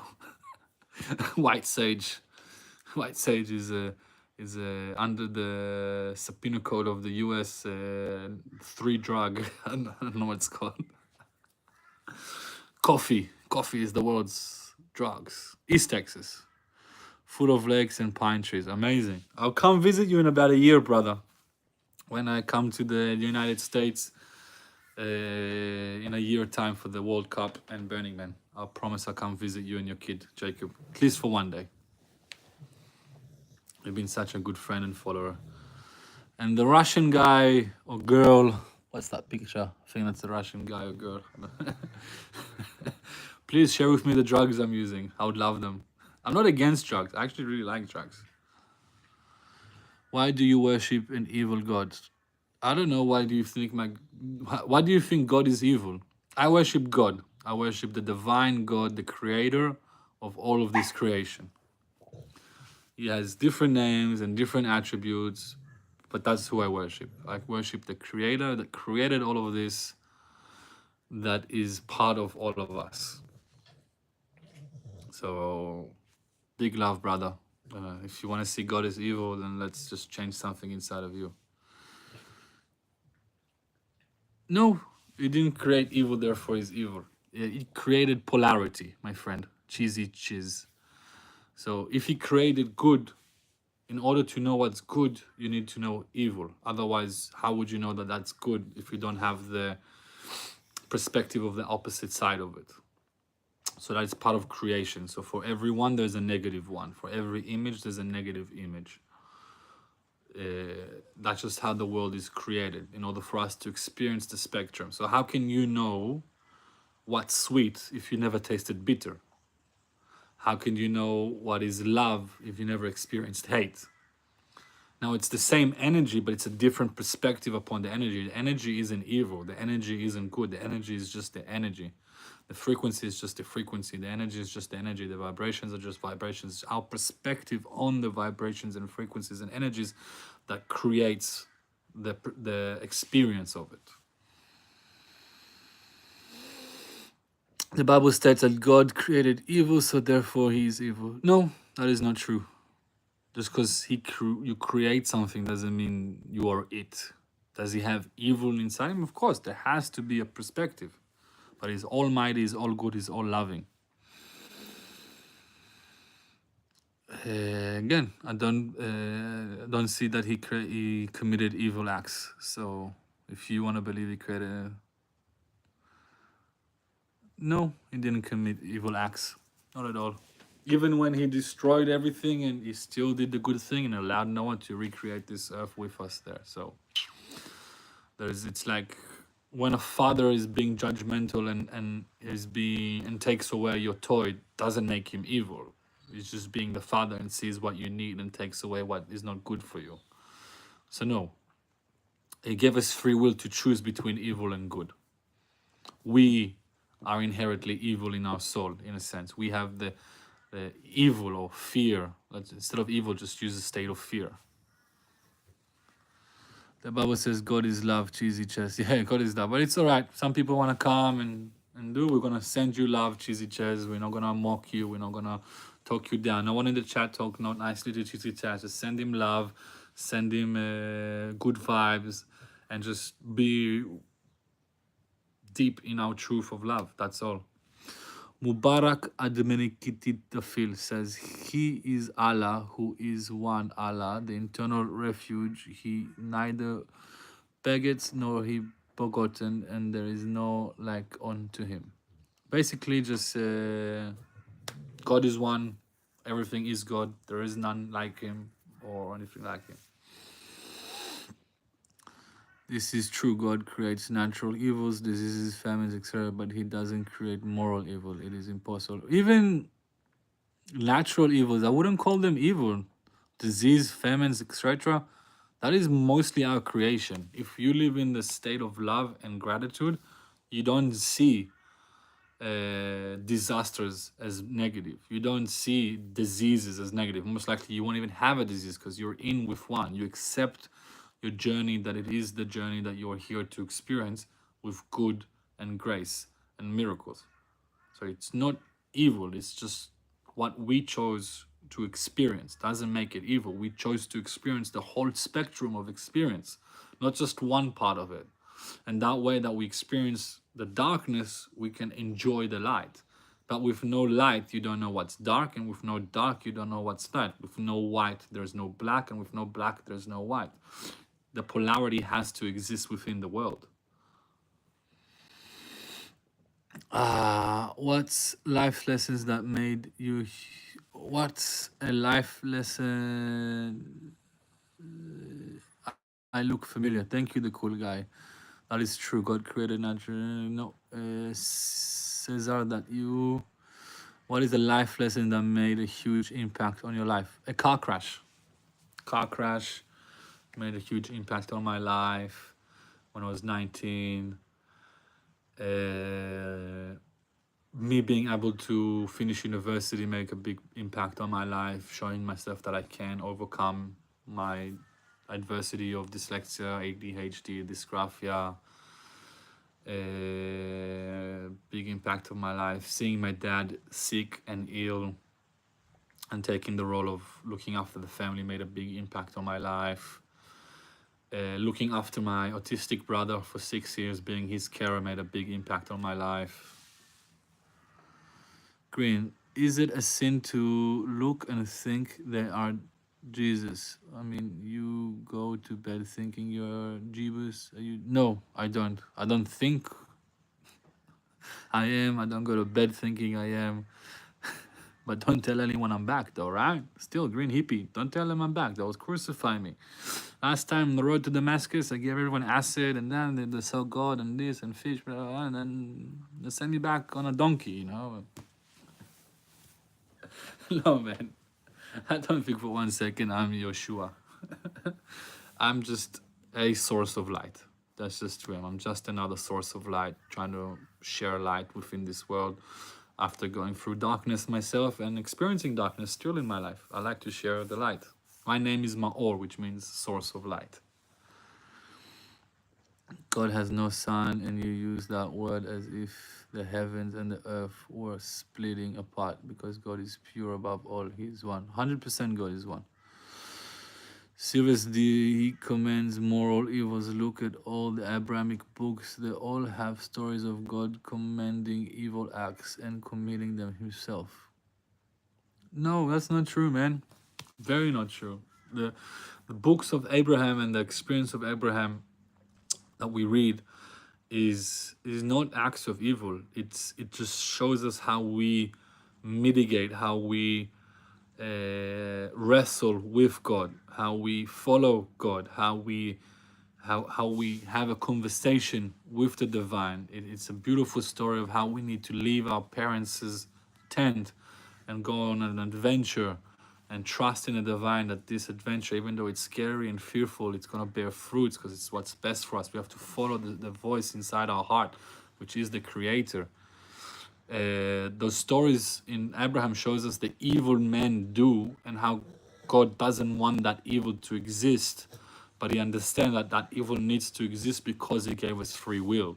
It's not because he created evil, it's because evil is created within free will and the polarity of the world. So I'm sorry, Chiz, but that's my perception. Hey, el nombre del Padre, Hijo, Espíritu Santo. Thank you. Little case. Green hippie. Oh, green hippie. I genuinely am curious, why do the atheists seem to extremely hate when we even mention Jesus, but for any other religion, everybody's at peace? Because they're afraid of Christianity.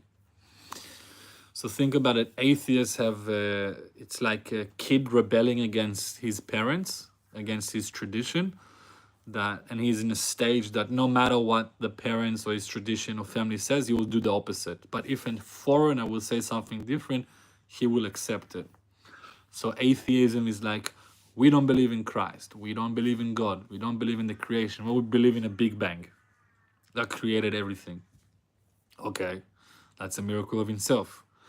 You know, we created mathematics. Well, mathematics brings us back to the understanding that there is a creator, because there's so many and there's so many things that have to be considered miracles or coincidence, that there can't be coincidence in order for us to live this life. So atheists have to deny it and have to punish and bully Judaism and Christianity at most. But they're using Islam because Islam, not all of Islam, but let's say jihad Islam, not Islam. I don't want to talk bad about all Muslims and that. I'm just talking about jihad Islam, Islam that wants to conquer and destroy the world. That is a common goal of the atheists and the people of jihad Islam, that they want to destroy our way of living and put upon us, for example, jihad Islam, Sharia law, and atheists, global law and obedience to science. And you see that through Marxism, and you see that through communism, and you see that through jihad Islam. So anything that contradicts their belief has and doesn't have their outcome that they want, which is the destruction and rebuild of this world through their laws, not through what Christians and Jews and sort of have built along the history and what we're living in a Judaic Christianic world in a sense. So that's why they disprove anything that has to do with Judaism and Christianity, and not necessarily with Islam, because they both have a similar goal of the destruction of our Western way of living. That's my Rainy. That's my theory and my answer to it. You do you, my guy. Thank you, Green Hippie. You do you, my guy. Yeah, but do you understand why, Cheesy Chess, do you understand why God wiped out Sodom and Gomorrah? You have to understand, it's like, if we live, this goes back to atheism, if we live like they lived in Sodom and Gomorrah, our way of life, tradition, and community will die. It won't necessarily be God per se doing it, but those actions, those ways of life, those living an evil life and evil in your heart, and no God and no love in your life and no righteousness in your life, you're going to create a society that's going to destroy itself. If it's self-destruction through war, through bombs, through civil unrest, or through nature, um, hurricanes, volcanoes, tidal waves, whatever, right? So the story of Sodom and Gomorrah and God and Abraham wrestling with God, trying to save the people. That means it shows that us humans, we want, even though that God sees all the evil, we say, if there's just enough good there, please save them, or at least save the good ones there. So that's the story of Sodom and Gomorrah. It's like how we're not supposed to live our life, and if we live our life the way Sodom and Gomorrah lived their life, either God or God through our actions will destroy that society, because there's no place for an evil society to exist on this earth. I'm back, Lauren. I hope you hear me. Great question, Rennie. There is a lot of hate for Jesus and all Jewish people in general. I believe there are spiritual reasons for this. Peace. And can you stop the wars, Jesus? I'll do my best to stop them, but you guys have to stop them. It's in your heart to stop them, not in me. Rain, people will hate you for my name's sake. Yeah, same for the Jews. Nice to meet you, Father. Nice to meet you, 86 Pantheon. Rainy, no, people will not hate you for his name. They will question your moral allegiance when you adhere to Jesus' immortality. No, that is you're gaslighting, Cheesy Chess. But I love you, so. But there's no reason to gaslight. People hate Christians in the name of Jesus, because Jesus wanted us to live a happy life, loving life, closer to creation, closer to God, and treat others how we would like to be treated, and love your neighbor the way you love yourself. So that's his basic philosophy, and it goes into more depths, but it's just turning the other cheek, love.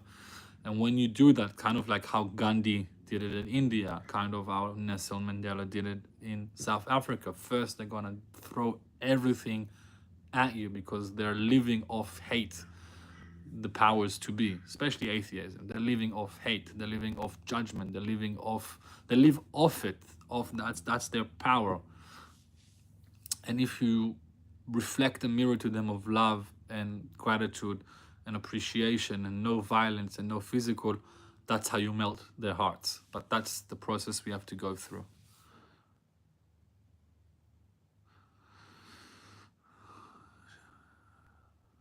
In the Bible it says the wicked shall, yeah, they will be removed.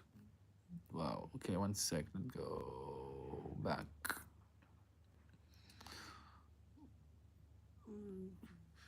Me to ask Sky Daddy or something. Cheesy Chess, you should study what Jesus taught before you start speaking against him, his mortality. Maybe we share with him, Cheesy Chess. Cheesy Chess, I really recommend to you, go to church on a Sunday or Tuesday and just sit there and listen and just feel the energy.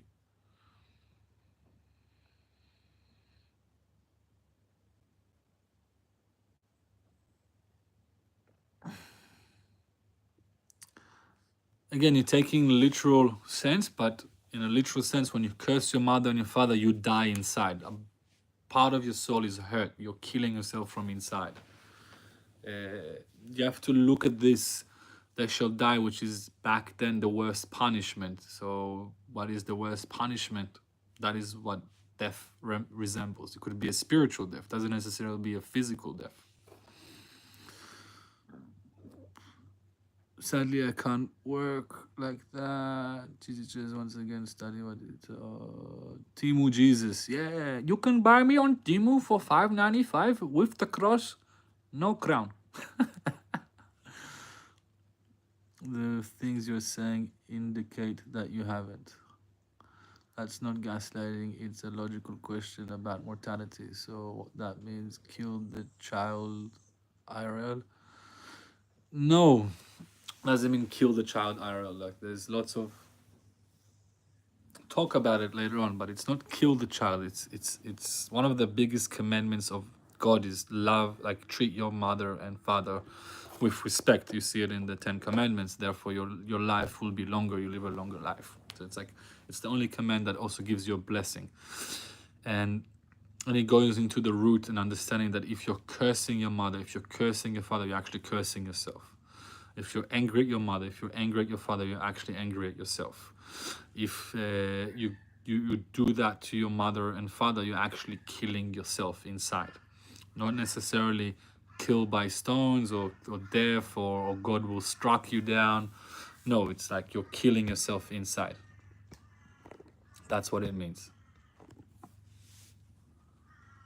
Jesus criticized the Jews to do accordance with the Old Testament. Yeah, Jesus did a lot of good things because he challenged the rabbinical system, the Sanhedrin, their ways of living, and this is a true phenomena that every time orthodoxy or religious power comes and gains too much power, they lose the sight and they lose the meaning of the actual teachings of God. So he came and criticized them, saying that you guys preach for righteous life, but you don't live it yourself. You're so caught up with what things are not written in the Bible by the name of God, and you only focus on what you guys interpret out of it. So it was a reminder and a wake-up call to the people that stop believing so much the words of men, but go back into the words of Christ, of God, of divine, or whatever it is.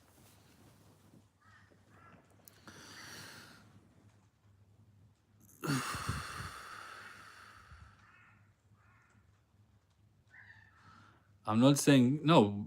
We don't kill a child for cursing the mother and father. We don't have that tradition. No, not in Judaism, and not in Christianity. Okay, I'm trying to explain to you what it means that the child will die when he curses his mother and father. He will die inside. A part of his soul a part of his light will dim because he's hurting himself, because you're being ungrateful. You're being spoiled, and you're not showing gratitude to the people who, because of them and the grace of God, you're alive. That's what it means. So no, we don't kill children who curse their mother and fathers, but that is just there to illustrate and explain what happens to you and what the meaning is when you curse your mother and father. They didn't kill the children. Often they were speaking about what's morally right, not morally wrong. They're giving an illustration through words of it.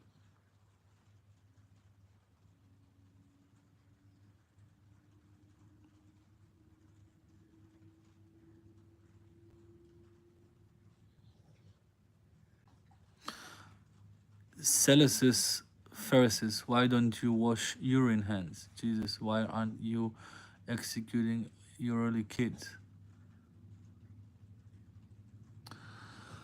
He was giving a metaphor again. So they asked him, why aren't you doing something? Then he said to them, why aren't you doing the same thing? So he was answering their question with a question, which is very Jewish.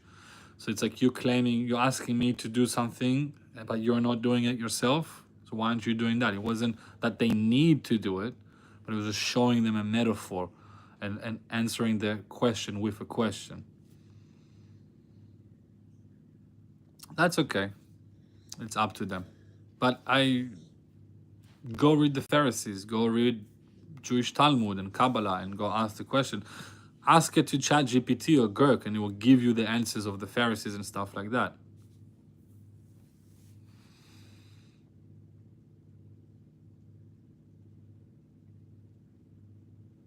You don't want to listen, Cheesy. This is the atheist thing. Like, when you guys choose to be caught up on a specific word, this is what it means. And when we, the people who believe in this, we, the people who acknowledge this, are telling you, no, this is not what it means. This is using as a metaphor. This is using as a question to a question. This is using to illustrate that the people who were responsible at that time for the religious perspective were asking people to do something that they were not actually following the word of God. So he showed them that. That's what it means. Okay? And if you want to keep going around it, it's not going to make any difference. So all good, my friend.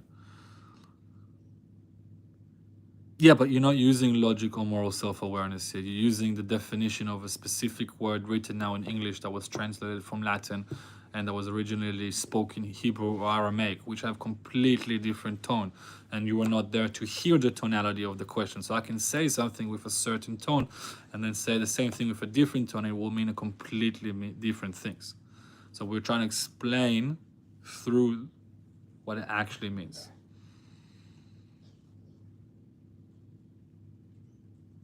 Well, maybe that's what the Talmud says, but I wasn't there. I don't know. Sometimes things in the Talmud are said. You have to understand that each religion has to write things in order to protect itself. So it's not out of hate, but it's in order to protect itself. So does Christianity do it? Jews do it? Muslims do it. So we don't need to look at it. It's like, oh, but this is us. But Talmud is not there to speak about Jesus. The Talmud is there to speak about everything that Moses said and everything that happened in the desert and everything that happened in Abraham and happened during the kings. That's what the Talmud is there for. It's like learning what's there, what the other perspectives are there. It's for you to go and create your own perspective and then bring it up. That is what Talmud is.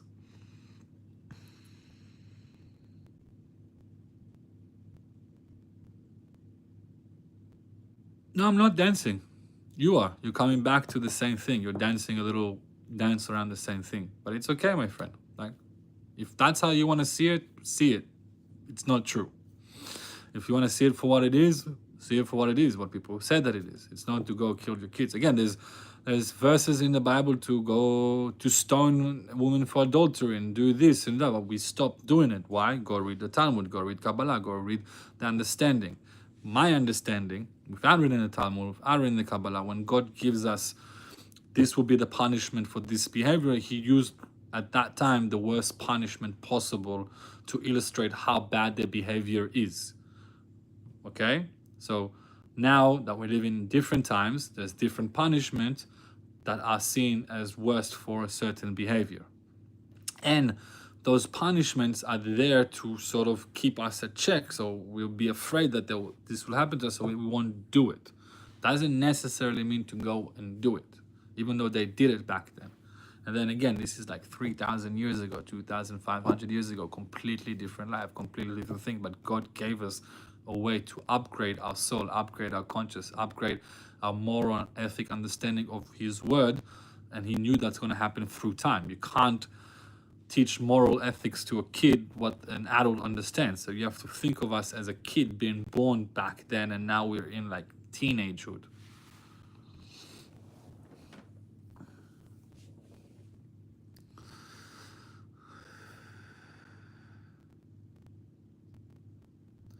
Little, this is why Abraham was asked to sacrifice Isaac to demonstrate the father-child relationship was null and void.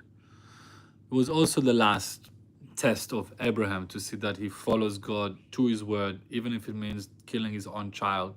That showed God that he's willing to follow him no matter what, and therefore he's worthy, and his children and seeds are worthy of God's Bible.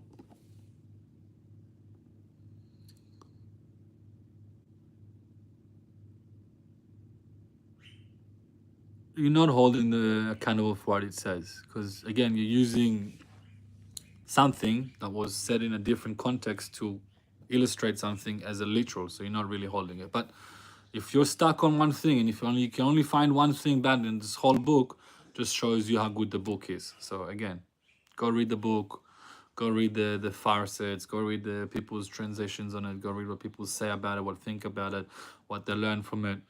And if you believe that you're really, really smart, go use their way and knowledge and question it to them. Bring it up. Have an argument with scholars of religious, of Christianity and Judaism, and see what it says.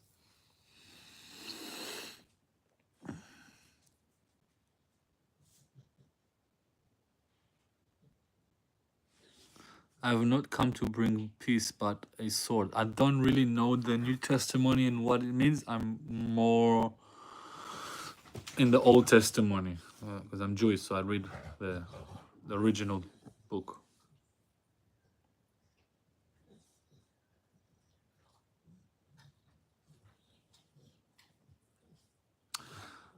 Cheesy Chess, let me give you, if you're willing, let me give you a test to do.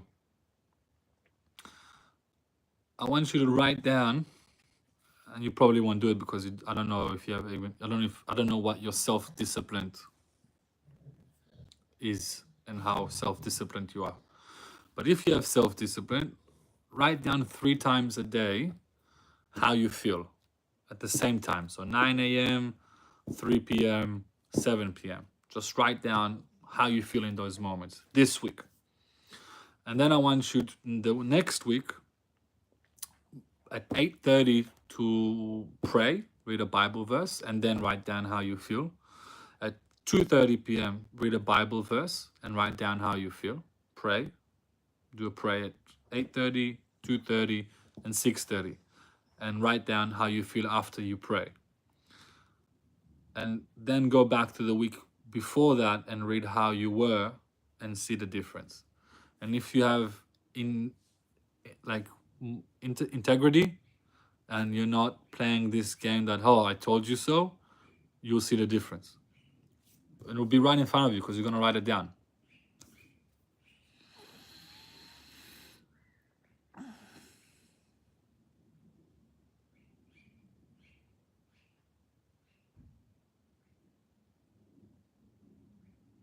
Thank you, Jacob, for clarifying this.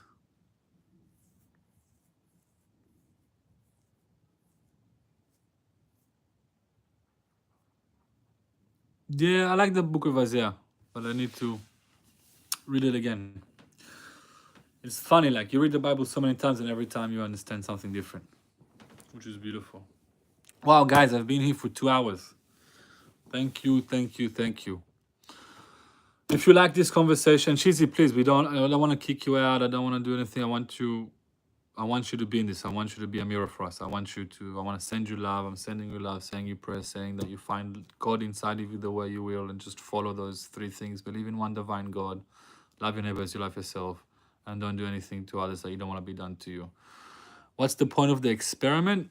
The point of the experiment is you're going back to logic. You're a logic man.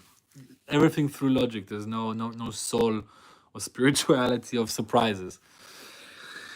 The point of the experiment is to see how living with divine, living with God, living with a purpose is a happier, meaningful life, using the Bible as a codex of what to do and not to do throughout my day and throughout my life, and how to treat others and treat self and worship the divine, will ultimately give you a more fulfilling, happy, joyful life with less anxiety, less depression, and less stress. That's the point of the experiment, is to see how just by doing one thing that has to do with scripture, religious, divine, praying 3 times a day, and then seeing how you feel after you pray compared to how you felt the week before that you didn't pray, will logically, that's why, because it will show you logically, because you will see it in front of you, how much better you feel, how much less stress you have in your life, how much more joy and love you have in your life. And in order to do that, you just have to surrender. The more you're logically fighting, the more you're doing that, the more you're putting strain, pressure, stress on yourself.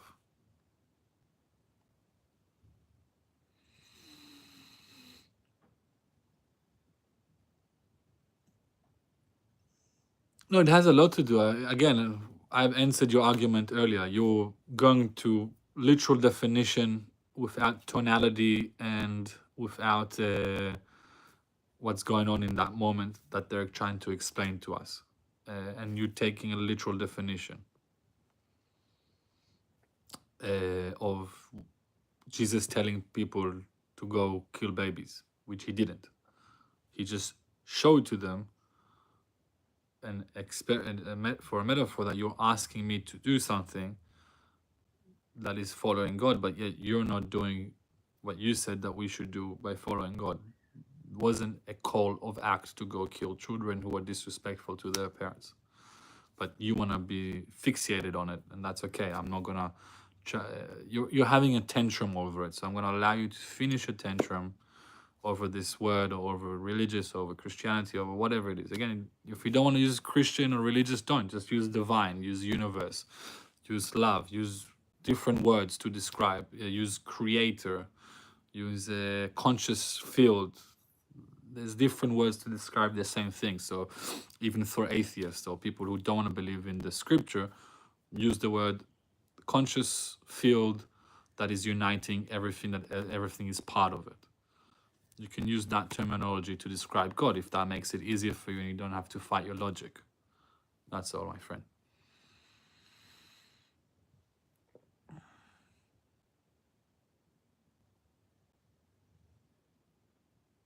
I don't necessarily know, again, back to Jacob could answer Rainy that more for you within the Christian word. But the way I see things, mostly with the Bible, is it's a lot of spiritual stuff in metaphoric sense and commands that we don't understand, but once we do them, we feel better and live a happier life, a more righteous, fulfilled life.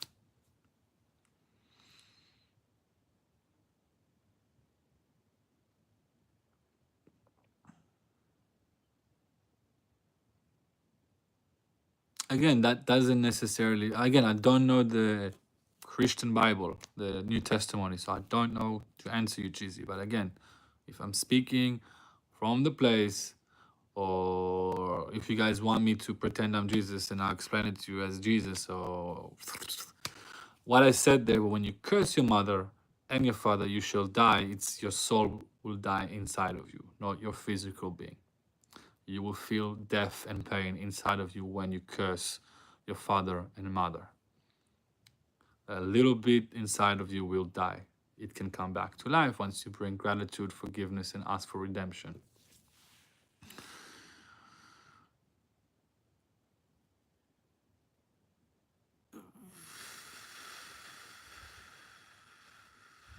Thank you, spiritually motivating.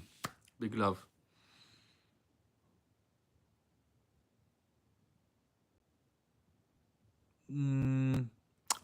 It's very hard to be a depressed believer, because when you're a believer, you believe that everything is done for a reason, and nothing in my past that happened to me was a coincidence, and everything was for me to be closer to God. So no, I quite opposite. When you're spiritually enlightened, if it's through religious or if it's through spiritual practices, you understand and accept that everything that has ever happened to you in the past, that's where depression comes, thinking about the past, was done for your greater good, to bring you to where you are.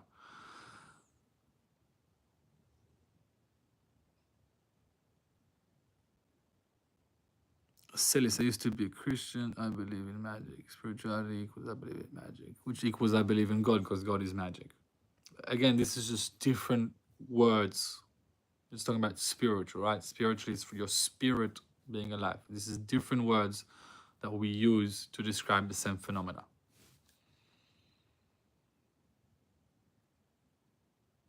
I don't deny that there are depressed believers. I just say that to those believers who feel depressed, go back to your belief that nothing ever happened to you was for a mistake. Full stop. Once you believe that, you're not depressed anymore. GTA 6 is coming soon, in 2 years. And if you want to speak Ches, First of all, Jesus loves you, God loves you, divine loves you. He loves you questioning and being that, but you cannot be in a tantrum and not allow answers to actually creep in. So again, if you want to go through spiritual sense, go through spiritual sense. If you want to go through religious, go through religious. If you want to go through whatever it is, but if you want to go through science and data, religious people on whole who live religiously are much happier than atheist people. A lot less suicide, a lot less murders, a lot less crime, a lot less victim, a lot more charitable, a lot more community orientated than atheist people. Like there's so many studies done about it in the atheist world, just proving it to be right.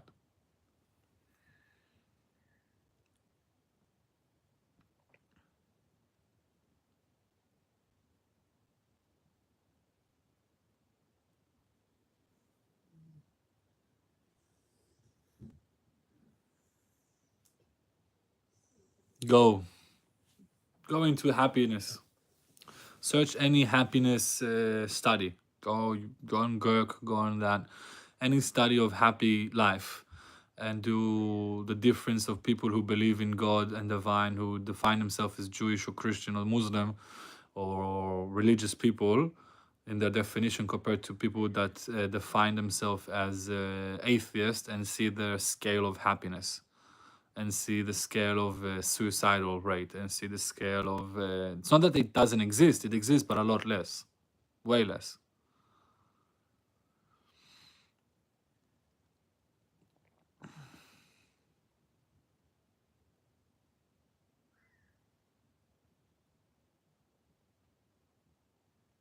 Go for it, guys. Yeah, you want me to go and chat? I'll show you. I don't remember which, if it was the University of New York, or was it the University of this, but I listened to a lot of psychologists and so on. Okay, studies of happiness. In the study of happiness, who ranks higher? Atheist. How do you spell atheist? Atheist. Or people who determine themselves religious.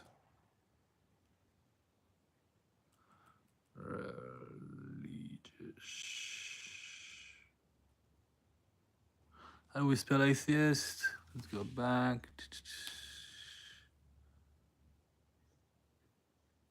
No, not eternal hell. I am backing it up. You don't want to do the research yourself. I'm so backing it up that I know the research is out there.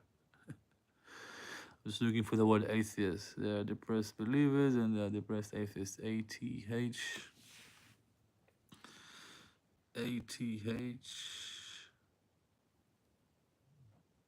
EIS. Atheist. All right. Let's ask Gurk.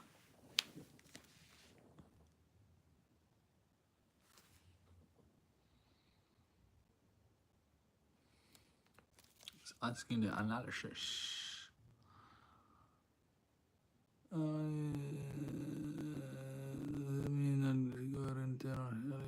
Nah, man.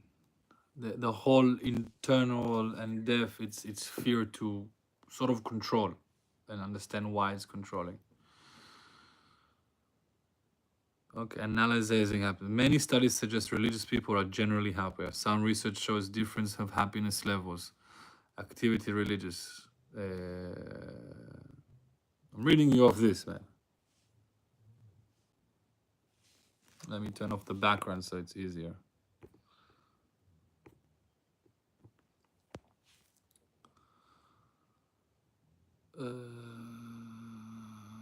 Quick answer. it went into deep. I just asked for a quick answer, but yeah.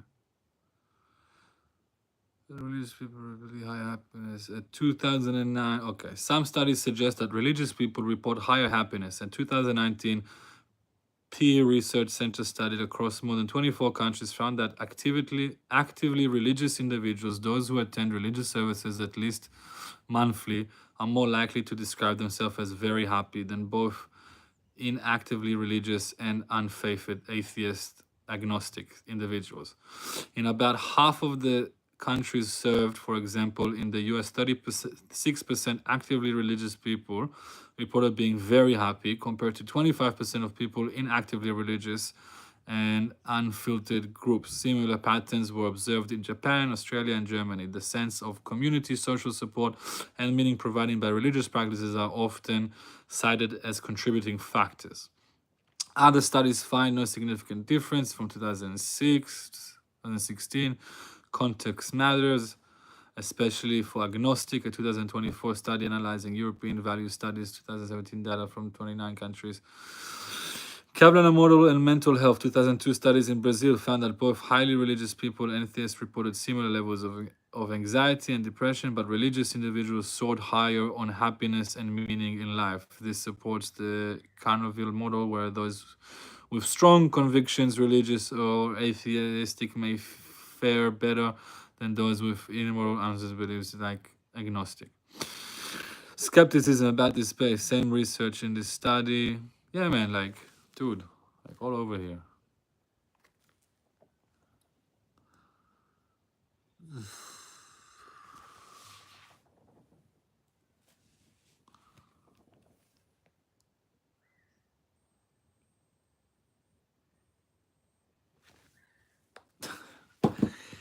Yes, you can, but without religious surrounding and tradition, those community valued things disappear. What is the source? I use Gurk. You can go deep source and you'll find endless studies of this. He just gave me the latest one that he showed me was a 2019. 36% happier religious, 25% happier. So out of the religious people, 36%, I'm sure it was higher, said very happy. And out of the atheists and atheist people, only 25%. So that's like almost 40% more in the religious are very happier compared to non-religious. Okay?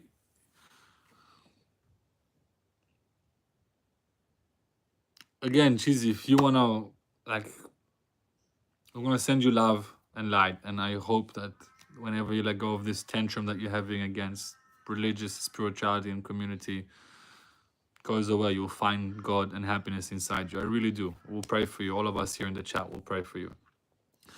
Right now you're in a tantrum. Right now you're fighting and you're trying to find every small word of nuance to justify your inherent belief, which is not going to allow you to open up your heart or your mind to actually accept. That's all good, man.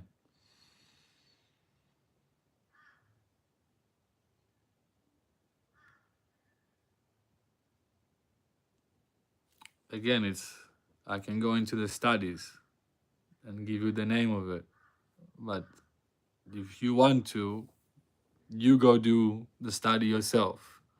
Why are you asking me to do your work? Why are you projecting on me something you don't want to do yourself just so you can think that you're right? If you want to think that you're right, think that you're right. I'm just going to pray for you. Okay, I won't pray for you. I'll pray for the world to be enlightened.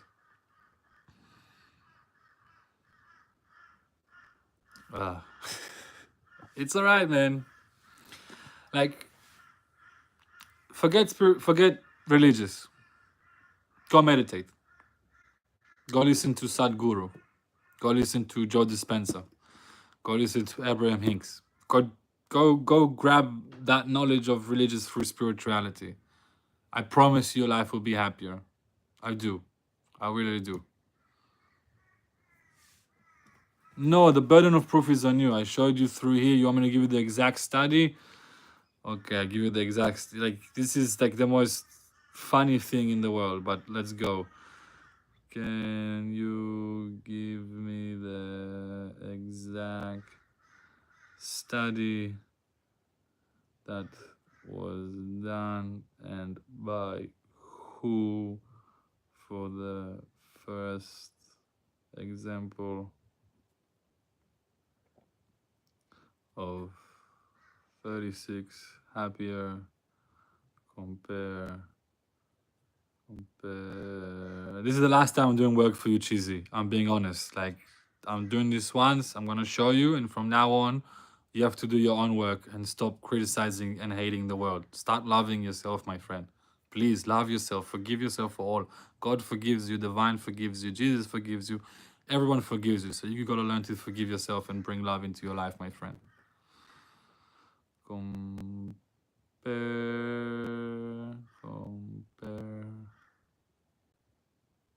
to 25%, 25. No.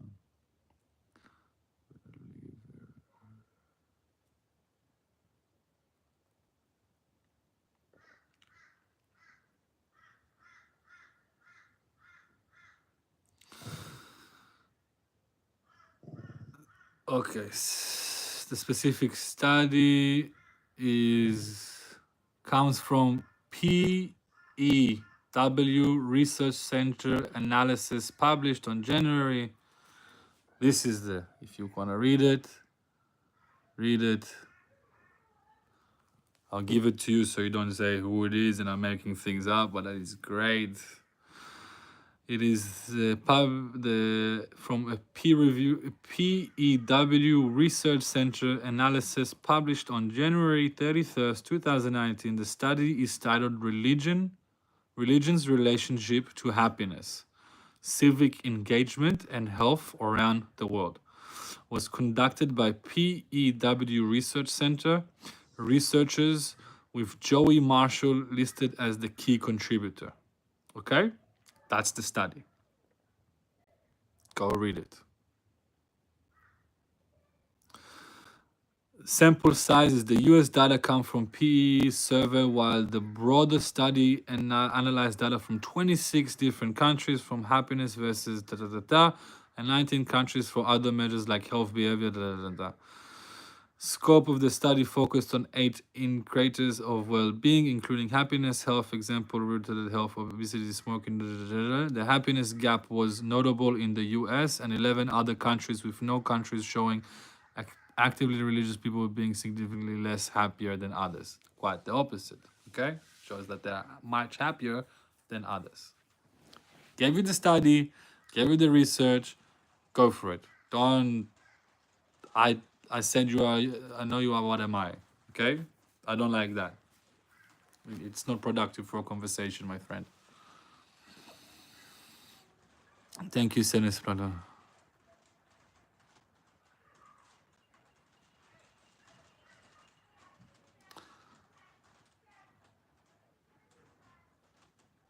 Sienna Playroom makes me intellectual coward.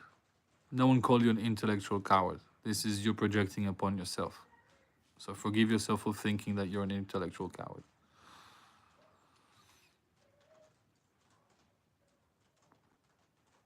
No, argue, that's called debating. Arguing is, I know I'm right, and I'm not going to listen to what you're saying, and I'm just going to argue that I'm correct. That is not an actual...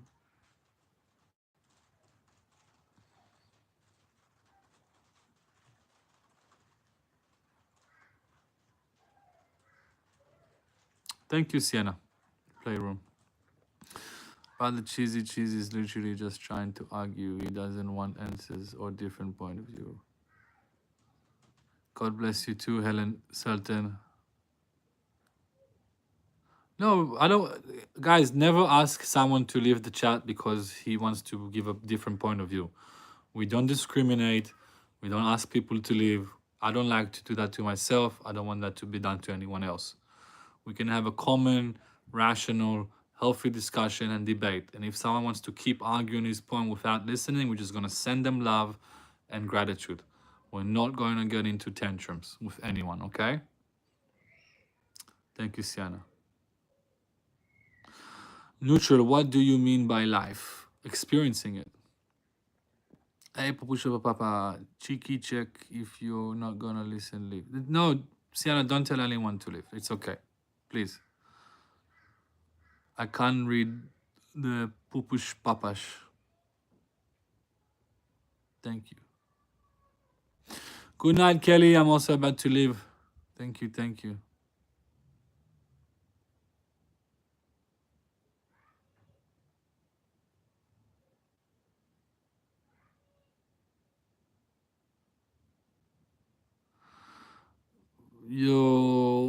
If you want to try to abuse us and assault us, it's not gonna really work. Cheesy cheese, we're gonna send you love and gratitude and appreciation. And by the looks of it, we've given you so many intellectual debunkings to your claim. We showed you so many intellectual, in your logic of atheism and studies, that living this religious and spiritual life is a happier and more fulfilling life. You don't want to accept it. I really feel sorry for you, my friend. I really feel bad. You asked me not to pray for you, so I won't, but I do hope that you find God. I hope you find love. I hope you find tranquility and peace in your life. I hope that you find acceptance of others, and I hope that you find acceptance and love towards yourself, my friend.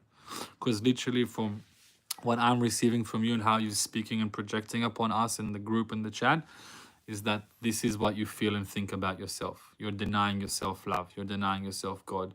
You're denying yourself this beautiful experience of community and acceptance.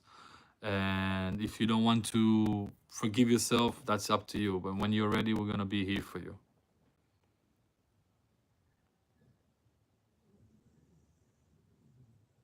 All the time I take Logic 101. I can give you in every way you want, through science, through psychology, through criminology, through everything that you want. I can give you the answers to affirming that being religious, living life with God, with the fear of God, with the love of God, is a happier life. And I can show you through science that God's inside everything. But you won't listen to it. Like, we will tell you the truth and you still won't listen. And that's okay.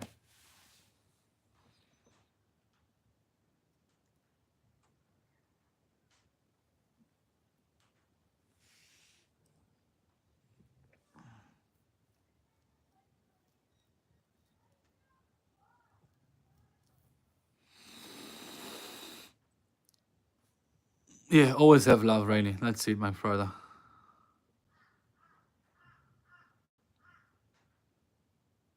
100%. 100%. When you hate on someone else, you're hurting yourself more than you're hurting anyone else. 100%. They're just reflections.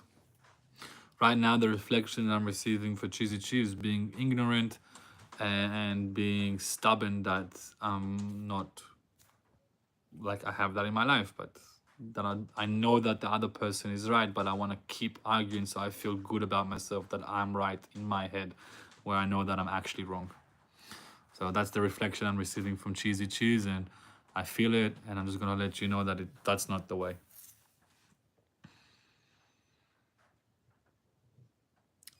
Cheesy Cheese, do you know what finding love inside your soul and forgiveness means? Thank you. Cheesy Cheese, we love you. We're gonna send you love.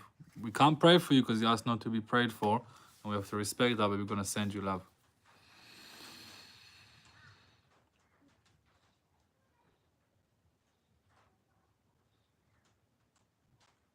Celsius, you're funny. You're hilarious. Don't tell that to anyone. Keep it within you. As long as you're laughing, that's all that matters. No, Cheesy, I'm not gonna answer any of your questions. I'm being honest. Like, I don't argue with a wall.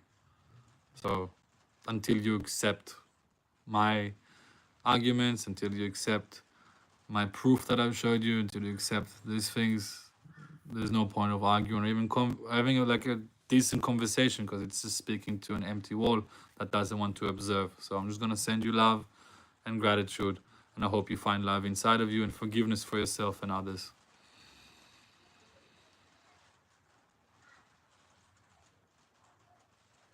No, I respect what everyone You don't want to pray. I'm just gonna send you love. Not praying for you. Sending you love. Sending you gratitude. Sending you peace. Sending you good vibes and energy. That's it.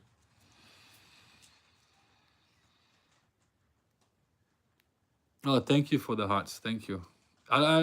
Thank you for all of it, guys. Thank you for the likes, the comments. I enjoy this. It's a rainy day, so I'm enjoying having a chat with all of you beautiful people.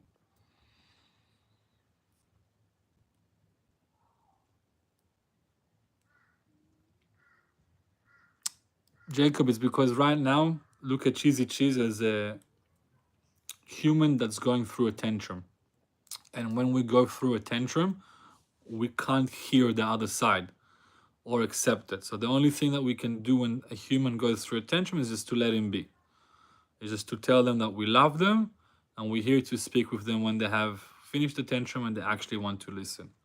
So right now he's going through an intellectual tantrum that he wants to deny spirituality, he wants to deny the benefits of divine work, he wants to deny the benefits of living a spiritual, healthy, lovable life, and he's going to find every excuse that he's right and we're wrong without listening to our debate, arguments, or reasoning. So there's no point.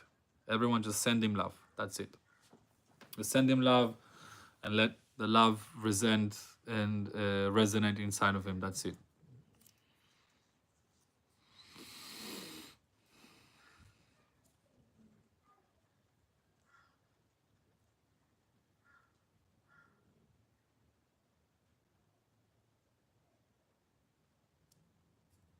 Cheesy, calm down from your thing.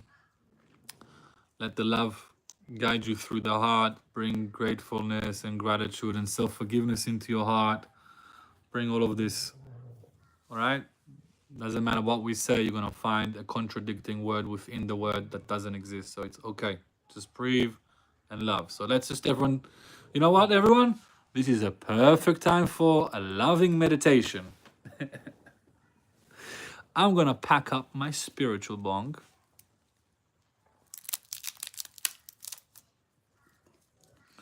Okay? And everyone, find a quiet space to sit down comfortably in your chair or lay on your back. This is for you. It's not religious. This is spiritual. This is meditation. This is breath work. This is science. This is the art of science, art of atheism, out of Buddhism. Okay, I need to pack my spiritual bong so I can get sent off. Where is my lighter? There it is. Everyone find a comfortable seating position. I'm gonna start with a gong. And what we're gonna do, we're gonna breathe in for 3 ohms. We're gonna say, I forgive myself and I accept knowledge to come into my life, and do 3 more ohms afterwards, all right? So everyone find yourself in a comfortable position. I'm gonna start the gong first one, and then we're gonna do 3 ohms.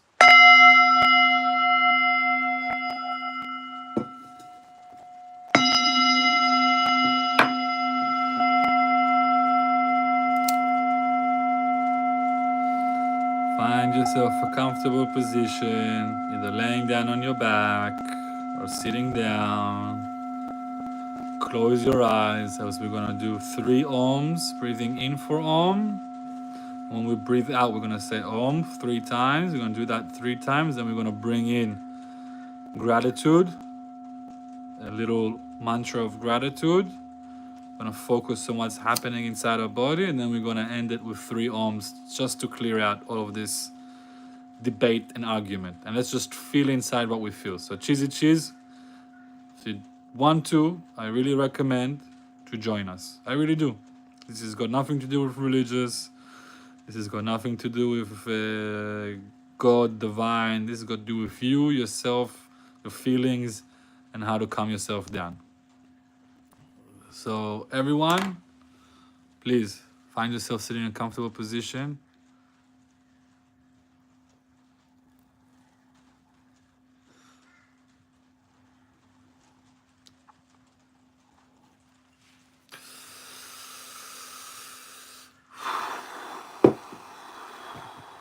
All right. Hope you guys find yourself already in a comfortable position. Let's lay off the keyboard for a while. Everyone that's here on the chat, just take a deep breath in before we do Om. Just a deep breath in all the way to your stomach. Breathe it in. Follow the air into your lungs and breathe it out.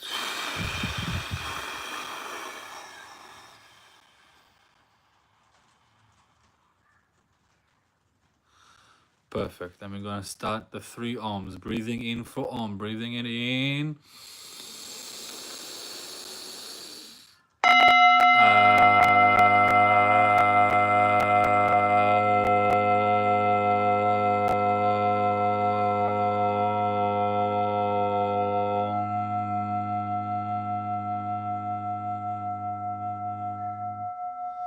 Breathing in for second Om.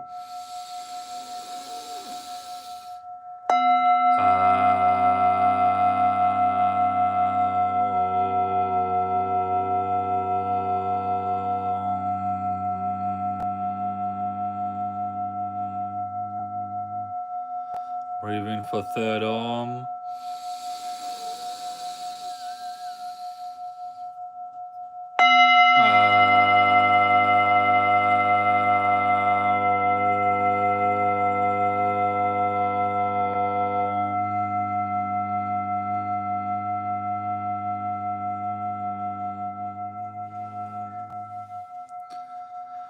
And now I want you to take a breath in, big breath in. Breathe it all out.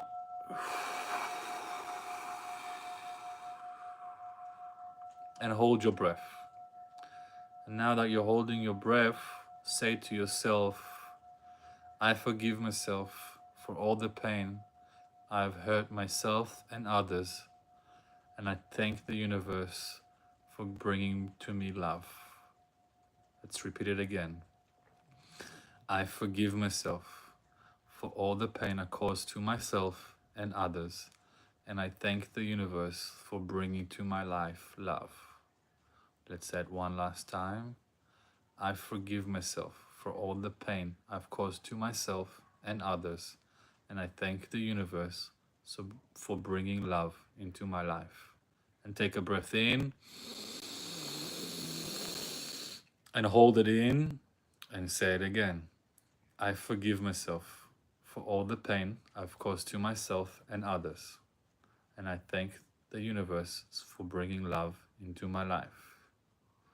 I forgive myself for all the pain I've caused myself and others, and I thank the universe for bringing love into my life. I forgive myself for all the pain I've caused to myself and others, and I'm grateful for the universe for bringing love into my life. And breathe out. And breathe in for the first Om.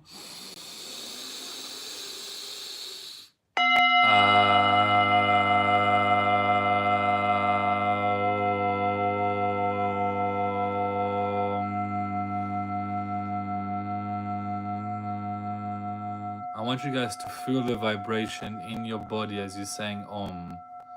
Breathing in.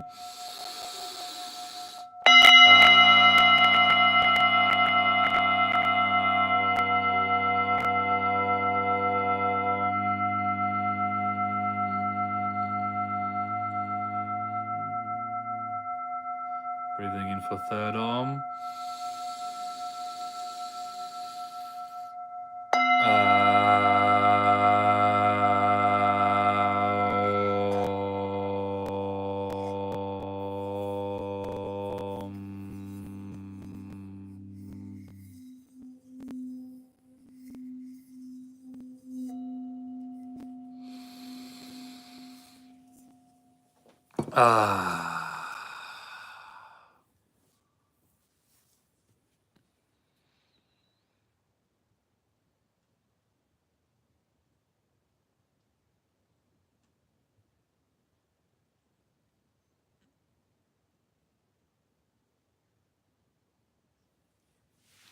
Cheesy cheese, I did this meditation for you.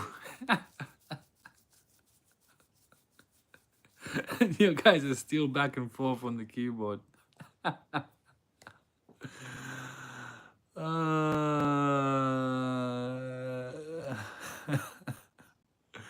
Did anyone join me for this meditation? Thank you, Sir Venus Reddy.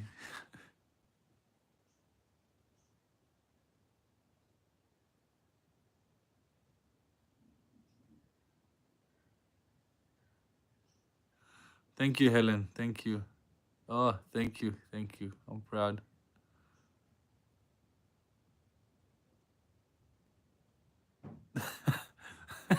Cheesy cheese. At least it's the beginning and you're laughing. I really recommend. You see people here in the chat who actually did it. You like, they will testify. You feel calmer afterwards. You feel happier. There's more peace inside of you. And I'm happy to share this medicine with the world. This is why I do this. I like to share medicine with the world. I like having a conversation and debate about things. But in general, the way I see scripture and religious scripture is there's a lot of metaphors, there's a lot of fear in order to make sure we don't stray off the path. And the metaphor of fear is the hurdles that if we stray off the path that will be created for us to get back into the path. That's all. I work out every day that will improve your mental health. 100%. Like if you work out every day, not necessarily improve your mental health, it will protect you from depression and anxiety.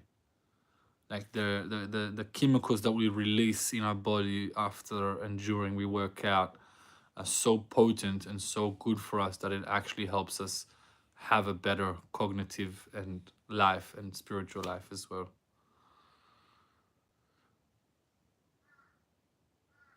What would I do if you commit suicide? I'd be very sad. I couldn't do anything. I don't think I have the opportunity to do anything except for tell you that it's not the way and it won't solve anything and it would only create more pain for your soul and other soul. Ricky Roo, welcome. Welcome, Ricky. Today it's been long. It's been a long day. How are you doing, Ricky? The Bible, the truth, a copy of something. In time it will fade, just like people are trying to say one thing in the Bible a day, peace, love, and happiness. Amazing. One thing a day is beautiful. Ricky Ruru is back.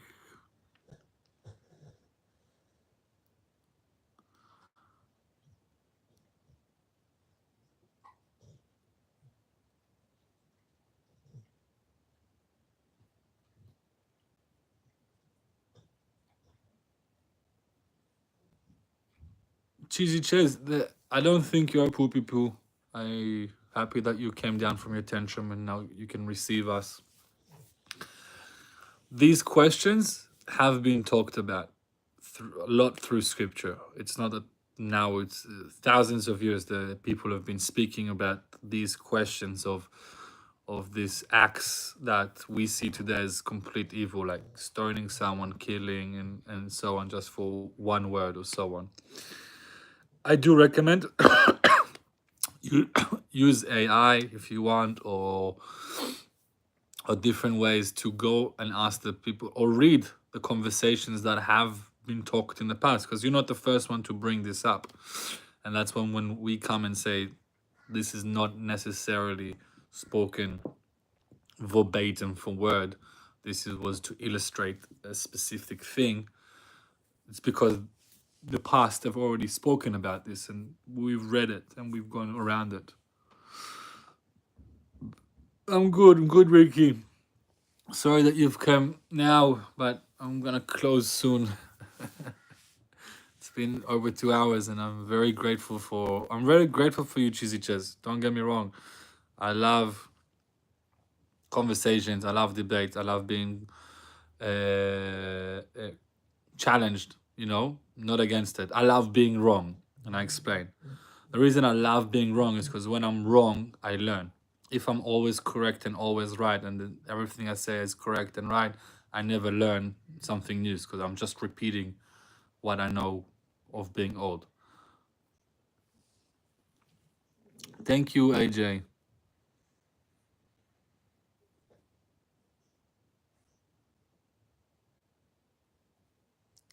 It's a very good tool to use if you point it into what direction. You know, if you use and you ask it direct, it just gives you the knowledge that you need. AI can be very stupid as well and make up things, but it's how we use the hammer, not if the hammer is usable. I'm 31. Ah, you're talking to someone else, Chris.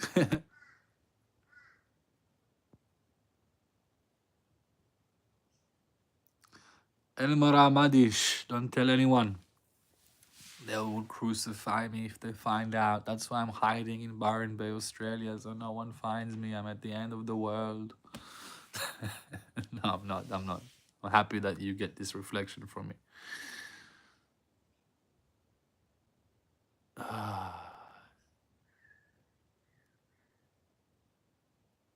Sienna, not Siennas. I'm sorry, I have dyslexia, Sienna. I yeah, it's ooh.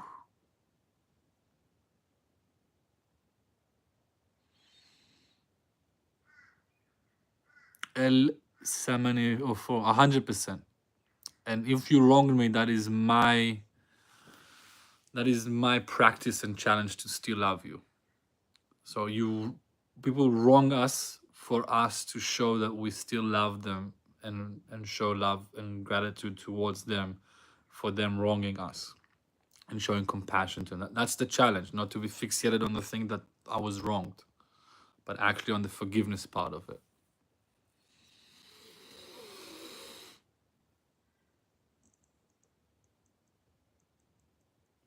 Yeah, Jacob, I don't get tired. I make jokes about it, as you can see. I'm joking about it. I'm happy that if I invoke that in you through my reflection, then I guess I'm doing something good. If by my reflection you experience more divine, or you experience God, or experience Jesus just by looking at me, and that brings that up in you, then great, amazing. Why not? And I'm just gonna joke about it. Back to the rainbow.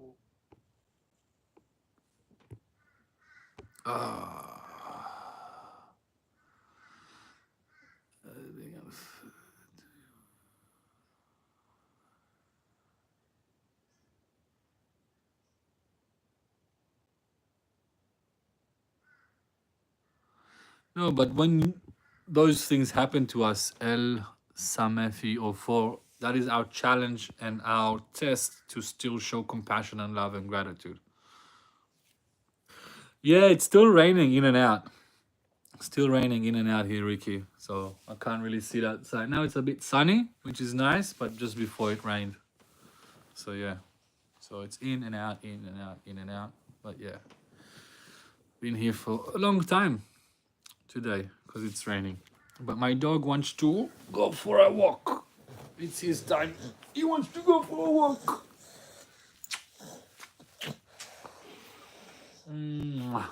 Say hello, Prince Ali. Hello. Hello. Hello, chat.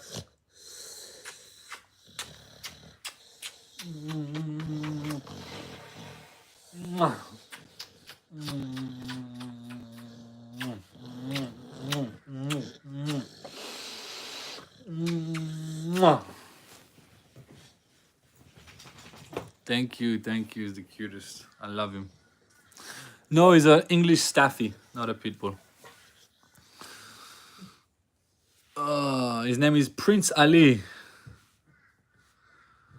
Dog is LGBT. No, dog is not LGBTQ. He's very much a man with his balls. Enough, mate. All right.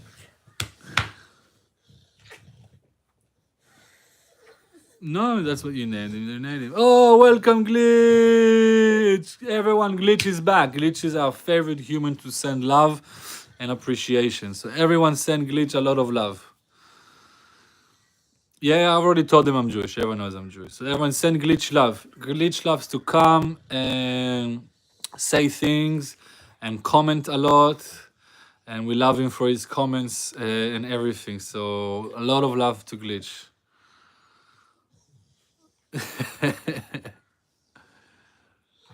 Are you a human or a god? You're a glitch, man. You're a glitch. You're a glitch. You are glitch and we love glitch. Glitch is glitching all the way. We send love to glitch, from the Jew to the glitch. We love glitch. We love glitch. Are you a human or a goy? Goys are humans. Goy is just someone that is not Jewish. Doesn't mean you're not human. So here's your answer. You wanted to hear something else. Love to glitch. Glitch, come on. You need to make more comments. This you don't comment enough. We're sending you so much love. Comment more, glitch.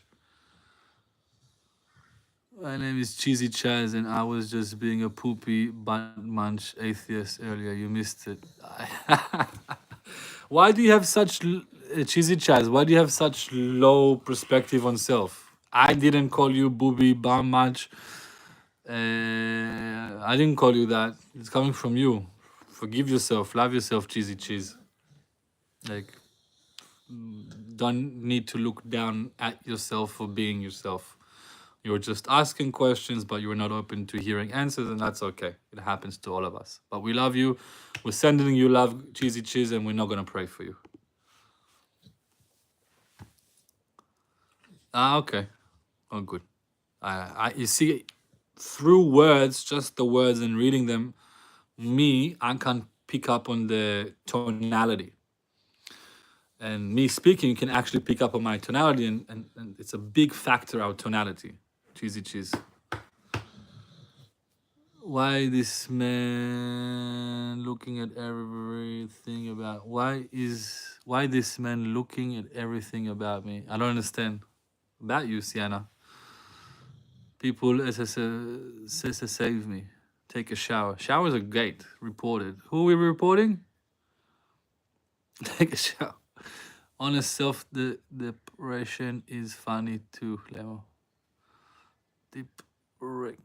Self depreciation is funny too. Okay, I'm bad at reading, guys, so sorry if I don't understand the reading. Jesus, you'll finally come back. Don't tell anyone, Mr. Lee. Don't tell anyone. They'll crucify me. Keep it a secret. Just here on YouTube once a day. Glitch, you guys do what you want. We're sending love to Glitch. Yeah, he keeps cursing, but that's okay. We're gonna send love to Glitch.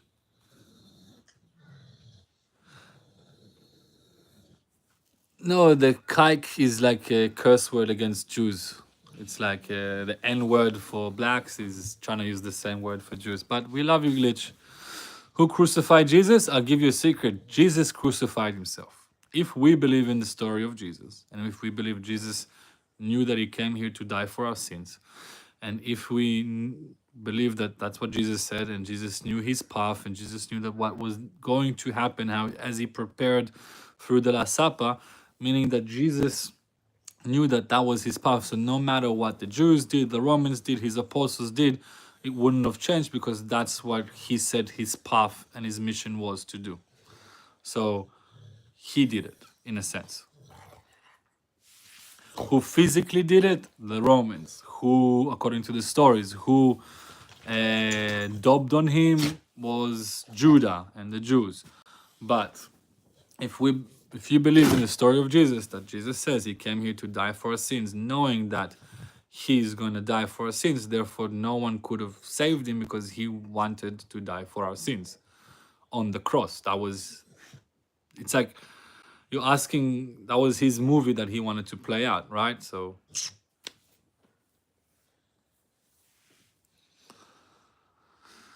I like playing with you on the bed. Okay. I hope you're playing nice. Glitch, big love. Big love to Glitch. Oh, we love you, Glitch. We kikes. You know the funny thing about Jews? We never pretend to be victims. Never. Help you, Sienna. How can I help you? Yes, free Jesus. Did you believe in the story? Which story? Oh, this.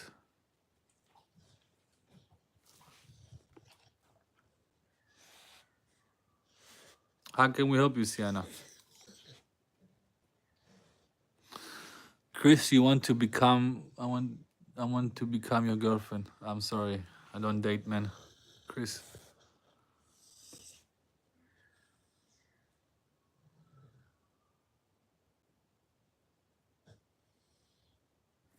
Nah, you're playing the victim, Glitch. Glitch, big love, big love, big love, big love. Do I believe in the story of Jesus? I believe the story that Jesus was alive. I believe the story that Jesus spread the gospel of love and wanted to do good in the world and bring everyone closer to the divine. All the miracles and stuff like that, it's not that I believe in them or don't believe in them. I wasn't there to experience them. Do I believe he was the Messiah? For us, the Jews, he couldn't be, because when the Messiah comes, there is no more war and there are still wars. And the Messiah needed to come after the destruction of the second temple, and Jesus came while the second temple was still there. So it's like there's different beliefs, but I do believe in the story of Jesus spreading the good word of love and to the masses that weren't Jewish at the time that we have here in the world. So yeah, praying for you. Jesus coming out.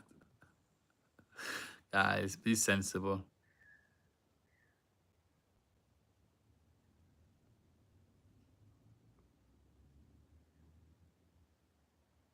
Mike, don't tell them I'm hiding. Don't tell them. They'll crucify me. They want me for everything wrong. Don't tell them. Don't tell them where I'm at. This is Brunswick Heads Beach 2482, New South Wales. I'm happy, Sienna, that you're alright.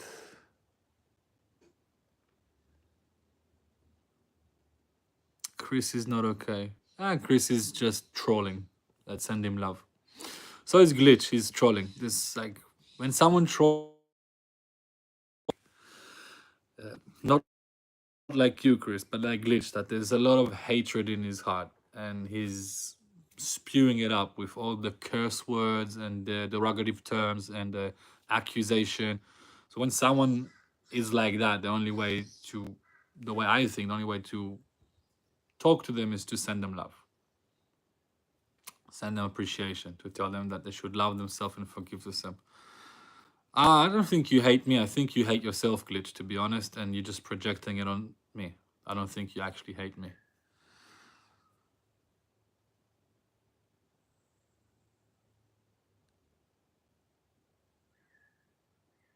Oh, bless you, Helen. Bless you. Bless you. Bless you. I think you hate yourself, Glitch. I don't think you hate me.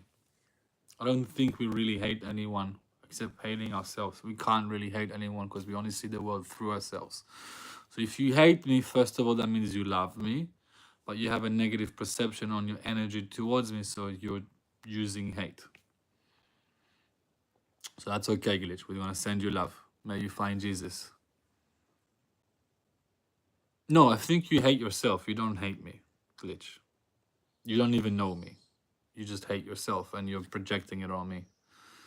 There's something inside of you that's filled with hate and anger, and that's when you lash out with smear words, curse words, accusation.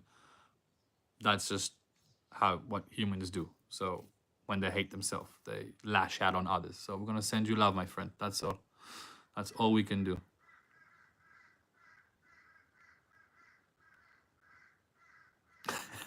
And it's coming from Cheesy Cheese Glitch. That's a lot. Amazing, Chris. That's beautiful. I also believe that the right of Jews to live in their ancestral land, but I don't want to get into political things. Glitch wants to. See, is writing, this is what will prevail. Yamaniak. Yamaniak in Hebrew means you asshole. So again, you're cursing and this is just a reflection of yourself, Glitch. Again, sending you love. Hope you find God inside of you. And if you're Christian, like you say, please Find love. Love your neighbor as you love yourself. That is true. Free every world. Free every world from oppression. Free everywhere in the world from love, from dictatorships. Free it all. My film is Sienna. Okay.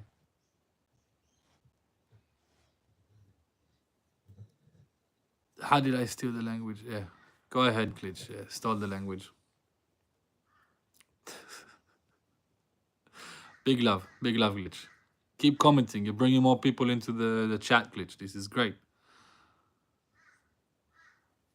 Oh, amazing. Amazing.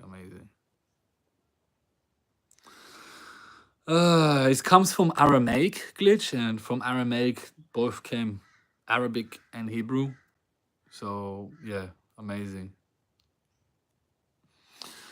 Glitch, I'll translate it to you guys, but Glitch is saying to me, Kus Emek is your mom's pussy. Shalom Lamo. I don't understand what he said that, but he's cursing my mother's pussy. This is the love of a Christian. All good. All good, man.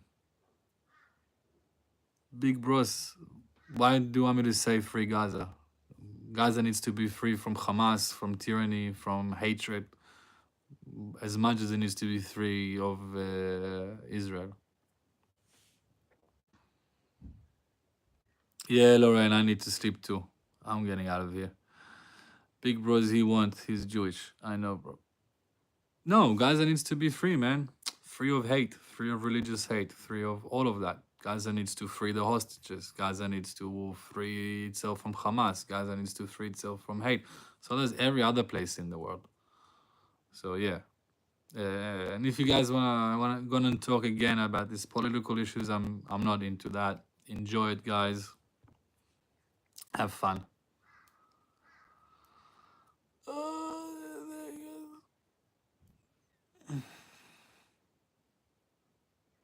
Yeah, send love to Big Bros and Glitch. Send them love. Send them a lot of love. No, Hamas always existed, my friend. It's a state of mind. It's a jihad Islam movement. So free Islam from jihad. Free Gaza, free Islam. Yeah, enough. No, Glitch. Yeah, Glitch needs some rest.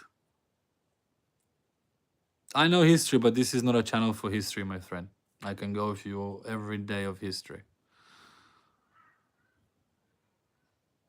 I'm not trying to be rude, like I said. Sorry, my phone died while smoking a beer and drinking a cigarette.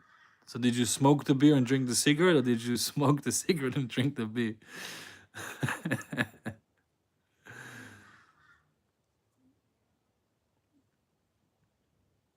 Who is a creep? Are you talking to me, Sian, because I'm leaning forward to look?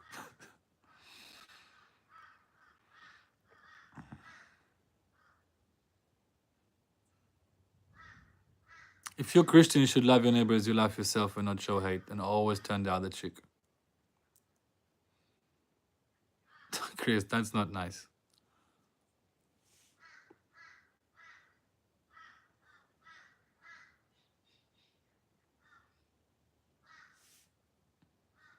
Oh my God, cheesy cheese, God willing. Is he being sarcastic, or has God found cheesy cheese?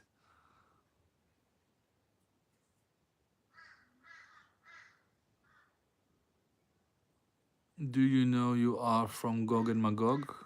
That was Gog and Magog means the end of the world fight. So everyone, I'm not sure. Am I the bringer? Hey, inject damage. Glitchy, don't just love. Sending you love to your heart. It's full of hate. I see it. No one asked you to worship me. You're projecting.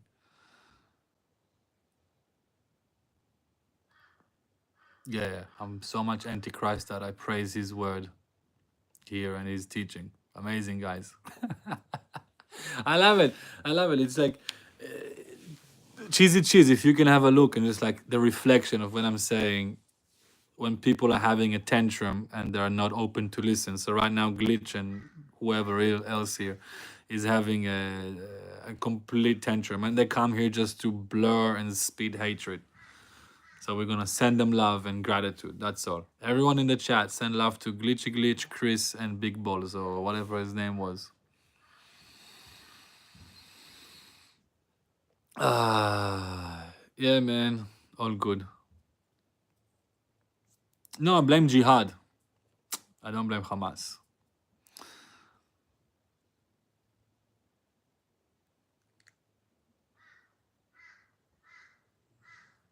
Yeah, we might be in that fight right now. So let's see.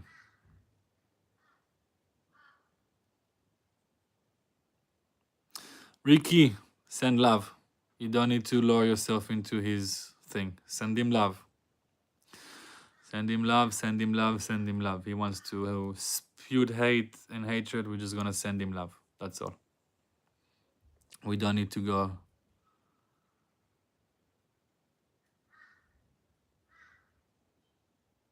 No, it's okay. Cheesy cheese. It's okay.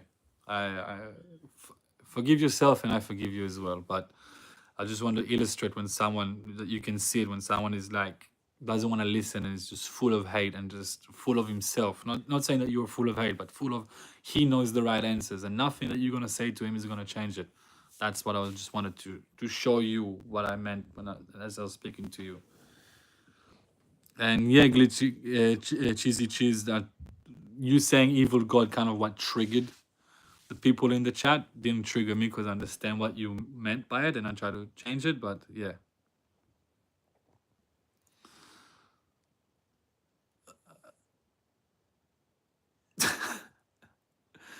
Glitch, if you're Christian, your Messiah was Jewish too, so you be careful as well, believing in him, believing in the Jew.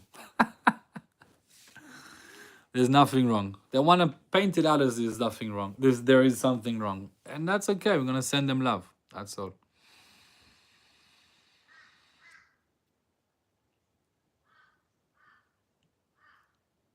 Amen, Selena. No, you're nothing like Glitch. I don't want you to think that I'm saying you're like Glitch, Cheesy Cheese. I just wanted to show you like the energy and the attention in the chat when someone does not want to listen and he just continues on his thing. That's all I want. So don't think you're like Glitch at all. Glitch needs a lot of love. That's all. Glitch has a lot of hatred inside him and needs a lot of love. That's all. Yeah, shout out to Sape75. My colors? You're looking at them.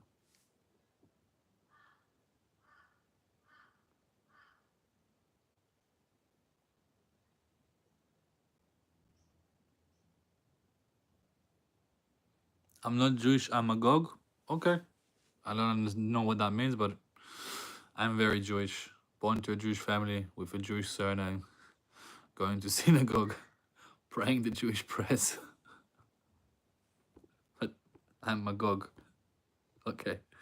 I love learning new things about myself all the time. Thank you, Glitch, for all the comments. Look how many people came in. If everyone can give a like and a subscribe, that'd be amazing. I'm a monster. And Big Boss 1R, don't think that about yourself. You're not a monster, my friend. You're not.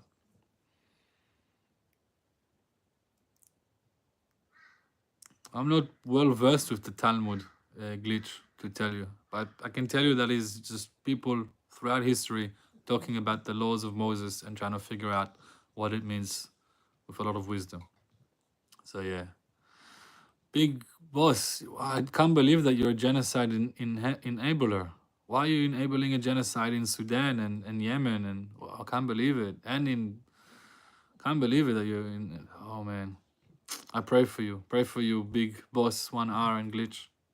Can I pray for you guys and send you love, or you're not allowed to pray? Why are you asking about Jesus in the Jewish text? He's not. And if he is, he's there to move Jews away from Christianity, not with anything quite remotely to actually understand what Jesus did and what he brought into this world. So again, go to the Talmud and do it yourself. I'm not here to speak about the Talmud. Official AF1, amazing, love it. 0.05 coin. So you're Jewish cheesy cheese. That's good. No, I don't know the Talmud, but I'm sure there's bad things about him because Jews didn't want other Jews to follow Jesus. It's reasonable for the Jews to do that. I don't understand. Like, the same that Christians speak about Muhammad. Like, you don't want people to follow Muhammad. You don't believe in him. So what's your logic glitch?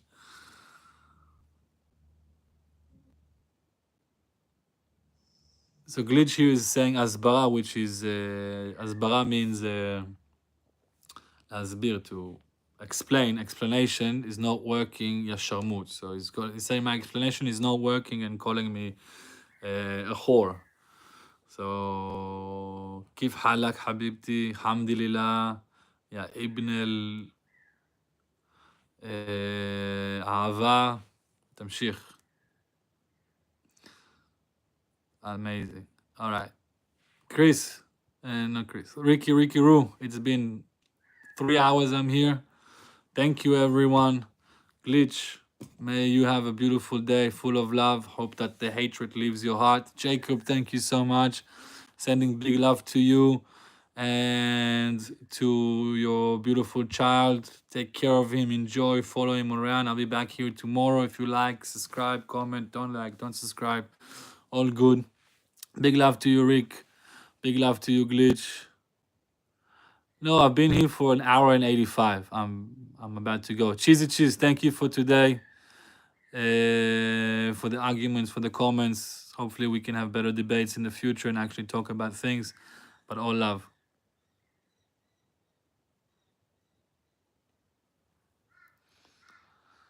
Thank you, Glitch. Thank you, Cheesy Cheese.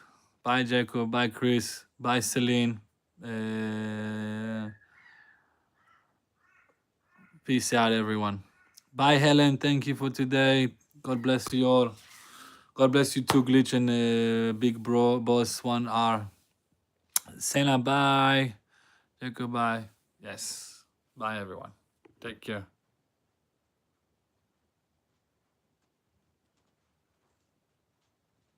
It's called Judea and Samaria by definition. Yehuda v'Shomron. Recognize the name.